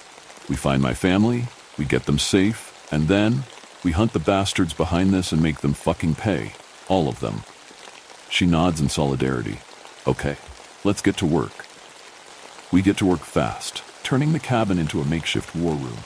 The table is covered in papers, maps, printouts of the coordinates, and anything we can pull from the limited info we have. I thank God the Wi-Fi still works, even if it's spotty. The satellite dish on the roof is old, but it'll do for now. I turn on my laptop, pulling up satellite images of the coordinates the creature spit out. My fingers tremble as I type in the coordinates. Numbers flash on the screen. Latitude 32.7947, longitude 906.9625. Audrey stands next to me, peering over my shoulder. "Where is it?" she asks. "El Cajon?" I mutter, my thumb scrolling through the map. The dot lands near an industrial part of town east of San Diego, not too far from where the highways intersect. I zoom in on the satellite view, my brow furrowing as I try to make sense of the location. Audrey leans over. "That's where they're keeping your family?" "No, that's where they want us to go." My voice is quiet but firm. An industrial zone, surrounded by empty lots and abandoned warehouses. Multiple entry points, but no clear exit. Perfect for an ambush. Looking closer at the coordinates the creature gave, something feels off. There's a small detail on the satellite map that stands out, a patch of land that doesn't quite fit. Among the sprawling industrial area, there's an unusually large swath of undeveloped land. "See that?" I point at the spot. Audrey leans in closer, squinting at the screen. "What about it?" No structures, no roads leading in or out. Just an open field surrounded by factories and warehouses. It doesn't make sense for a prime spot like that to be empty, I say, furrowing my brow. I swipe through some more satellite images, zooming in on the area from different angles. That's when something weird stood out. A subtle change in elevation around the edge of the empty land. "Look at this," I said, tapping the screen. The terrain dips in around the edges here. It's like the ground's hollow. Audrey frowned. "You think it's built over something?" "Could be," I replied, leaning back, my brain churning through possibilities. A bunker, maybe, or an underground tunnel system. Something's going on under there, that's for sure. We spend the next half hour combing through public records, land surveys, and old building permits. At first, it seems like a dead end. Everything shows the area has been zoned for industrial use, but never developed. No permits, no environmental assessments, nothing. But then Audrey stumbled on a curious document buried in the city's geological survey. "Wait a second," she said, her finger hovering over the screen. "This whole area sits on top of an aquifer. Why would that matter?" I asked, my interest piqued. "Well, aquifers are natural underground reservoirs of water," he explained. "But here's the kicker. This particular aquifer has been marked off limits for drilling or development since the 1980s. Apparently, it's one of the main sources of fresh water for parts of San Diego County. Anything that disturbs it could cause major contamination. So no one could build on it," I mutter, rubbing my chin. "But that doesn't mean something isn't under it." We exchanged looks. This can be the perfect place to hide something. If there's a network of tunnels or caves down there, it could be completely invisible from above ground. After some digging, we find a few old utility reports that hint at the existence of storm drains and maintenance tunnels that have been sealed off decades ago. One report in particular catches our attention. A sewer line that has been rerouted, with its original access points marked as decommissioned near the coordinates we're looking at. "Bingo," I say, tapping the screen. "This is our way in." Audrey and I sit there, staring at the laptop screen as if the dots will magically connect themselves. Coordinates, the aquifer, the sealed tunnels, it's all adding up to something, but there's still that damn missing piece.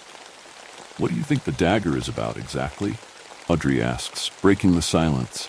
She sounds as exasperated as I feel. I let out a sigh, rubbing my temples. "I don't know, but I think it ties back to the Vasquez case. We both knew that Sting was messed up from the start." My mind runs through the events of that night. Remember how on edge the cartel was? They were whispering about something big, something more valuable than anything they'd ever smuggled before. It wasn't just the usual haul of narcotics and AKs. Yeah, they were talking in hushed tones about La Reliquia, the relic. Audrey adds, it has to be connected. There's only one way to know for sure. I nod, already reaching for my jacket. We have to talk to Vasquez himself. The night is far from over. Let me tell you what happened next. My cousin Jeremy. I wanted to give a little bit of a background on my relationship with my cousin Jeremy. We aren't some long-lost siblings who have only met once. We were practically brothers growing up. But we lost contact when his parents had to move across the country for work while we were in middle school. We promised to keep in contact, and we did for the first year. But as we got older, and our lives diverged into different directions, we slowly fell out of contact. We reconnected recently because we happened to go to the same college. Even with how many years have passed since we last saw each other, the amount he has changed is drastic. That's why I don't think the man sleeping in the room next to mine is Jeremy. I'll start with our reunion. There was a knock at the door to my dorm. I had moved in a few days ago and still didn't know anyone in my hall yet. I was surprised to find a man around my age wearing a red beanie, black shirt, and jeans, standing in front of me. It took me a few seconds to recognize Jeremy. He had lost a lot of weight and had a beard masking a lot of his facial features, but the smile he flashed me immediately shot me back to middle school. I threw my arms around him, laughing in disbelief. Jeremy? Looking back, I should have checked it was him before possibly hugging a stranger, but I was so certain it was him. He laughed and wrapped his arms around me as well. I wasn't sure if he'd recognized me at first, he said as we stepped away from each other. I almost didn't. Your beard made it hard to recognize you at first. I invited him in and at least let him get settled on the sofa before firing off questions at him. He sat down while I just stood in awe. What are you doing here? How did you know I was here? Are you a student here too? Jeremy smiled at me from the couch as I threw question after question at him. When I finally paused to take a breath, he tried to answer as many of them as he could before I started up again. Yeah, I am a student here. Aunt Polly noticed when my mom had posted about my acceptance here. She messaged my mom to tell her that you were here too. Turns out we live in the same dorm hall, and I wanted to come and surprise you. I sat down in a chair across from him in shock. I couldn't believe that he was actually sitting in front of me after so many years apart. If we move quick enough, we can still probably put in a transfer request so I could move into your dorm room with you. I perked up at this. My dorm room was a 2-bedroom apartment style. It had 2 individual rooms, 1 bathroom, a small kitchen, and a living room. The roommate I was supposed to have moved in with one of his friends at the last minute, so I had an empty room. Within the week, Jeremy had fully moved into the dorm. He had set up his TV in the living room with his Switch. We spent the first few nights playing Smash Bros. And catching up. Jeremy is a biology major who wants to continue on to become an entomologist. This kind of surprised me. He had always been horrified with insects as a kid. Why would you want to study insects? You hate bugs. I remember you'd shriek at the sight of a ladybug when we were kids. There was a long pause as he seemed to think about my question, before eventually shrugging nonchalantly. Oh, you know what they say about knowing your enemy, was the simple answer he gave me. At the time, I thought that made sense. It was almost like forced exposure therapy, or maybe by understanding insects, he didn't think they were as creepy. Another thing I started to notice was, I never saw Jeremy without a beanie. Every day when I woke up and came out of my room, he was already awake wearing that damn beanie. He went into the bathroom with it on when he went to shower, and came out with it on as well. I assumed he didn't shower with it on because it wasn't wet. I never asked him about it because I thought that maybe he had started prematurely balding and was embarrassed about it. A few months into the semester, I decided to play a prank on Jeremy. We used to prank each other all the time as kids, and I thought that this would be a good way to test whether he was over his fear of bugs. There had been an unusual amount of centipedes in our dorm. Their bodies were dark black and shiny, They had orangish-red legs that skittered across every surface in the dorm. Each one seemed to be about an inch long. I remember waking up to one trying to crawl into my ear while I slept. A shiver still shoots down my spine every time I think about it. Now, I don't have an issue with bugs, but waking up to a squirming mass wiggling its way into my ear definitely put every single one of them on my hit list. Now I wear earbuds when I sleep now, even if I don't have anything playing on them. I've also thought of getting nose plugs, but I'm getting sidetracked.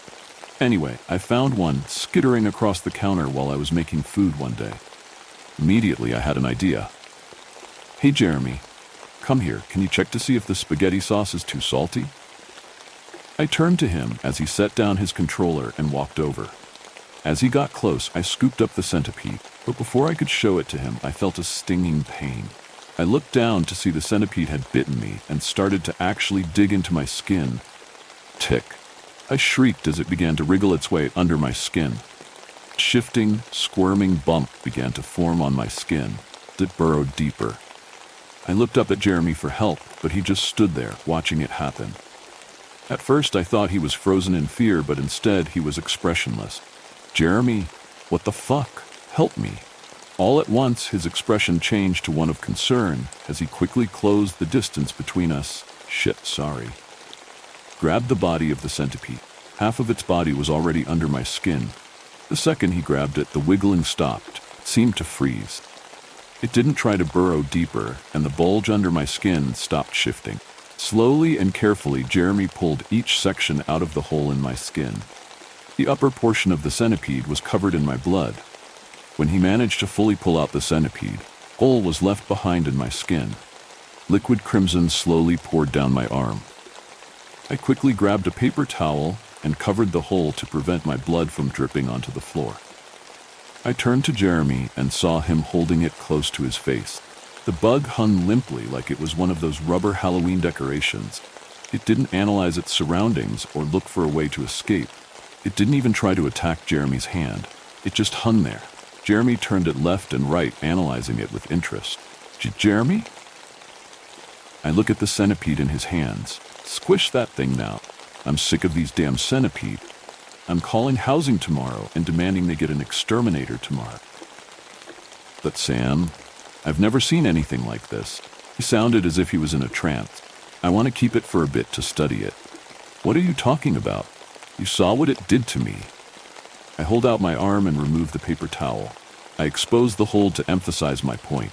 It immediately started bleeding when I uncovered it. Quickly covered it again. "Shit, I think I'll need stitches." Jeremy continued to study the centipede and didn't even bother to look over it. "Don't be such a baby, Sam. I'm sure you are fine. Just put a Band-Aid on it." I stood there stunned. I've never seen him show such a lack of care for anyone. Before I could think of a response, he turned on his heels and quickly walked into his room, shutting the door. I was pissed as I walked to the front door. "I'm gonna get an exterminator down here." I yelled as I opened and slammed the door.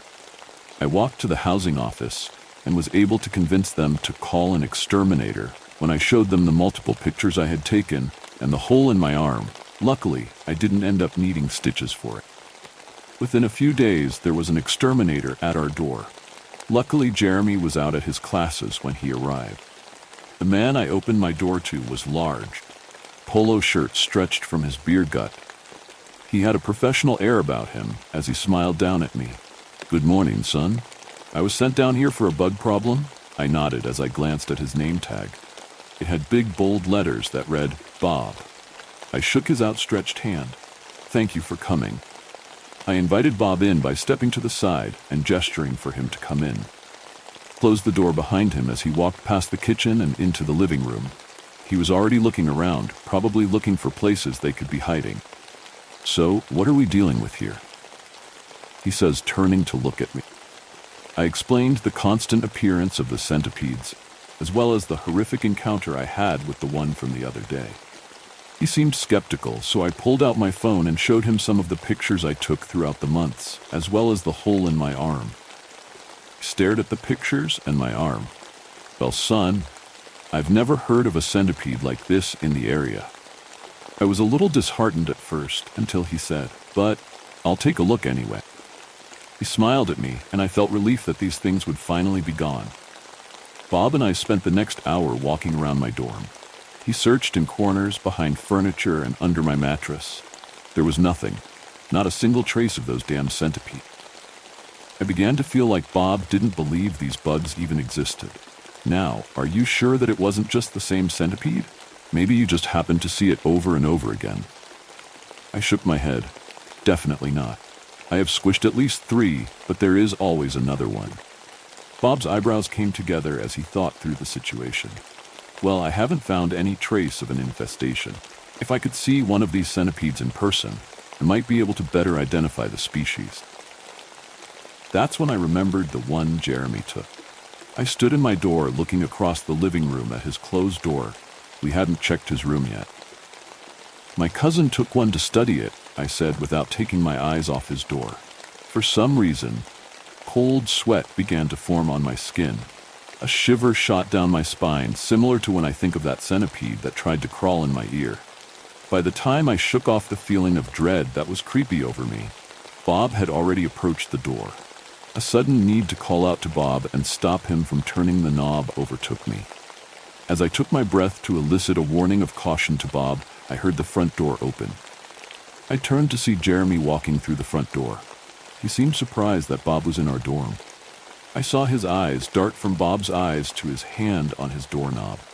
I thought I saw a hint of fear flash across his face. "What are you doing?" Bob walked up and stuck his hand out to Jeremy. "We hadn't checked your room yet. We haven't found any centipedes, so I wanted to see the one your cousin said you had." Jeremy's gaze was cold as he looked up at Bob. He didn't take the hand that was offered to him, leaving Bob to awkwardly lower his hand. I hope it's all right if I get a look at that bug you have. I don't have it anymore." "Oh, well, can I look through your room?" "No," Jeremy quickly cut Bob off. His tone was dripping with hostility. "You don't have my permission to search my room." I saw Bob getting more and more uncomfortable, so I walked up behind him. "Thank you for your time, Bob. Can I get in contact with you if I catch another centipede?" He turned to me and seemed relieved to be dealing with me and not my cousin. "Oh, yes, of course. If you keep running into these centipedes, just catch one and call my number." Bob pulled a business card out of his pocket and handed it to me. As I took it, Jeremy pushed past us and slipped into his room, closing the door behind him. Bob and I shared a look of confusion. "Well, just call me if anything else happens." I nod before he hastily leaves my dorm. I turned to stare at Jeremy's door for a few minutes before going to my room and closing my door. Now, a lot of this wouldn't cause me to question Jeremy's identity. I just wanted to kind of lay out all of the strange ways he was acting to pile on what I found. That night, I was scrolling through Facebook when I came across a post from my Aunt Becky, Jeremy's mom. It was probably the picture my mom found that caused her to reach out to her. It was a picture of Jeremy holding a flag with our college's colors and logo. The caption was, "Congratulations to him." The Jeremy in the picture and the one in his room look the exact same, except the Jeremy in the picture has light blue eyes and the one I'm living with has dark brown eyes. I don't remember if his eyes were always light blue when we were kids, but that picture, combined with how he's been acting, makes me question if it is really my cousin. I don't want to call the police because I don't have any hard evidence that he's an imposter or not. I don't even know if I'm paranoid for thinking he's not my cousin, just because of all of this. I have to head to my classes now, but I'm going to be keeping an eye on him. I'm thinking of sneaking into his room and setting up a hidden camera because even if it is Jeremy, he's definitely hiding something in his room.